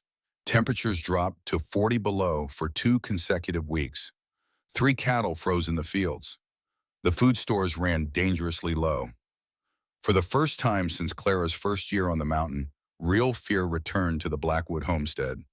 But they were not facing it alone. Not anymore. Josiah and Emmett dug through snow to rescue the surviving livestock. Caleb rode 30 miles through a blizzard to the McAllister Ranch and returned with emergency provisions. Clara organized the food distribution with the precision of the accountant she had once been calculating exact portions to stretch their stores until the thaw. And the thaw came. It always did. Winter always ends. 12 years had proved it. And the Blackwood homestead still stood. 25 years after a trembling young woman in a velvet dress stepped off a train into nothing, the world had changed. The year was 1898. Colorado had been a state for 22 years. The frontier was closing. The railroad that Cornelius Hargrove had tried to build with blow money had been completed by honest men with honest funding, and the iron tracks that wound through the mountains carried not just ore and timber, but mail and newspapers and the sounds of a nation growing up. Josiah Blackwood was 61 years old, slower now. The scar on his jaw had faded to a thin white line. His back carried a slight stoop from 25 years of axe and timber. His left knee ached on damp days, a souvenir from a horse fall on the mountain pass in 1882. But his gray eyes were still sharp, and his hands, those hands that had built 3 cabins and dug a well and forged a wedding ring and held 5 grandchildren for the first time, were still strong enough to swing an axe and still gentle enough to brush a strand of silver-streaked hair from his wife's face. When he looked at Clara across the room, the look in his eyes was the same one he had worn on the night he knelt beside her chair after the wolf attack. Only now it was warmer, softer, deepened by 25 years of shared winters and shared springs and everything in between. Clara was 48. Her honey blonde hair carried threads of silver now. Her hands were still roughened, no longer the hands of a Philadelphia accountant, but the hands of a frontier woman who had baked 10,000 loaves of bread and mended 10,000 shirts and held 3 children through 10,000 long nights. Her cornflower blue eyes still shone, but laugh lines had gathered at their corners, the kind of lines that only form when a person has laughed more than they have cried. And Clara had laughed more than she had cried, much more. She still kept the ledgers for the ranch. Old habits.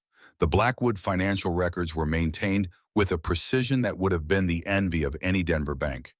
Every head of cattle tracked, every coil of rope inventoried, every penny accounted for. Numbers do not lie. She still said those words to her daughter Margaret when teaching her arithmetic, repeating her own mother's lesson, keeping the legacy alive through another generation. Margaret was 24 now. She had inherited her father's gray eyes and her mother's mathematical mind, and she taught school in the small building Clara had established on the homestead property, the first school within 30 miles. Thomas, their son, was 22. Tall as Josiah, hot-tempered as Emmett, observant as Caleb. He ran the trap lines alongside his father, learning the old ways even as the new world pressed in from every direction. And Eleanor, the youngest at 15, born late and unexpected, and loved beyond all reason, was Josiah's light. She followed Uncle Caleb everywhere, learning to identify animal tracks and name the constellations and carve small wooden figures from cedar, carrying forward the quiet gifts of the gentlest Blackwood brother. Emmett's cabin overflowed. 4 red-haired children who argued about everything and loved with the same fierce, explosive, unapologetic intensity as their father. Willa presided over the chaos with the calm competence of a woman who had long since learned that managing a Blackwood household required the same skills as breaking a wild horse: patience, firmness, and an extremely loud voice when the situation demanded it.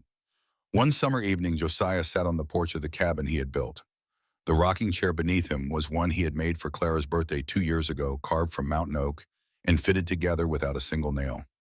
Clara sat beside him, shoulder to shoulder, the way they had sat on the third night of the journey to Denver watching the stars, the way they had sat every evening for 25 years. Below them, the grandchildren, Margaret's 2 little ones and Emmett's brood, chased each other through the meadow of wildflowers that bloomed each summer in the clearing where the old cabin had burned. Their laughter echoed between the peaks, carried on the mountain air, mixing with the sound of Caleb's harmonica, drifting up from beneath the big aspen tree where he sat in the evening shade. He was playing the same melody his mother used to sing when the 3 Blackwood boys were small, before the cholera took her and their father. The melody had survived the disease, survived the orphaning, survived the solitude, survived the fire, and now it floated through a valley full of wildflowers and children's laughter, alive and beautiful and eternal. Boomer lay at Josiah's feet, not the original Boomer, but his grandson, also named Boomer, also a blue-tick coonhound, his tail thumping lazily against the porch boards in time with Caleb's music. Clara looked out across the land, the mountain range, the scum, the life they had built from ashes and nothing in a battered leather valise with a false bottom. Josiah, yeah. Do you remember that day at the train station when you told me I would die on this mountain? Josiah looked at her, gray eyes meeting blue. The same eyes, older now, wiser, carrying 25 years of winters and springs and all the days between. 25 years of births and losses and blizzards survived, and gardens planted, and fences mended, and children raised, and grandchildren held, and a love so steady and so quiet that it needed no grand declaration, only the patient daily proof of 2 lives lived as one. I remember, he said. I was wrong. Clara smiled, not the tentative, fragile, frightened smile of the woman who had stepped off the train, not the guarded, careful smile of the woman who had hidden her identity for months. This was the full, unrestrained, luminous smile of a woman who had lived, truly lived. No, she said softly, you were right. I did die on this mountain. She paused. The girl who stepped off that train, shivering in her velvet dress, clutching a valise full of secrets. She died here, somewhere between the burned salt pork and the wolf and the fur, and the night you told me I was your home. She leaned her head against his shoulder, the same warmth, as familiar as breathing, and from the ashes something so much better grew. Josiah wrapped his arm around her and pulled her close. There was nothing left to say. The mountain had said it all, in wind and snow and wildflowers and the laughter of children and the music of a harmonica playing a song that had outlived everything except love. You are home now. She still remembered stepping off that train into nothing. 25 years later, standing on the porch he had built with his own hands, watching their grandchildren chase each other through the wildflowers, she thought that was the day my life began. If Clara and Josiah and the Blackwood brothers have touched your heart tonight, hit that subscribe button. I share new frontier stories every week. Next time, 3 brothers on a different mountain, a different bride in the most brutal winter the territory has ever seen. Tell me in the comments below which Blackwood brother was your favorite. I would love to hear from you. Until next time, remember, winter always ends, and the best stories are the ones where love is earned, not given. Built this with our own hands.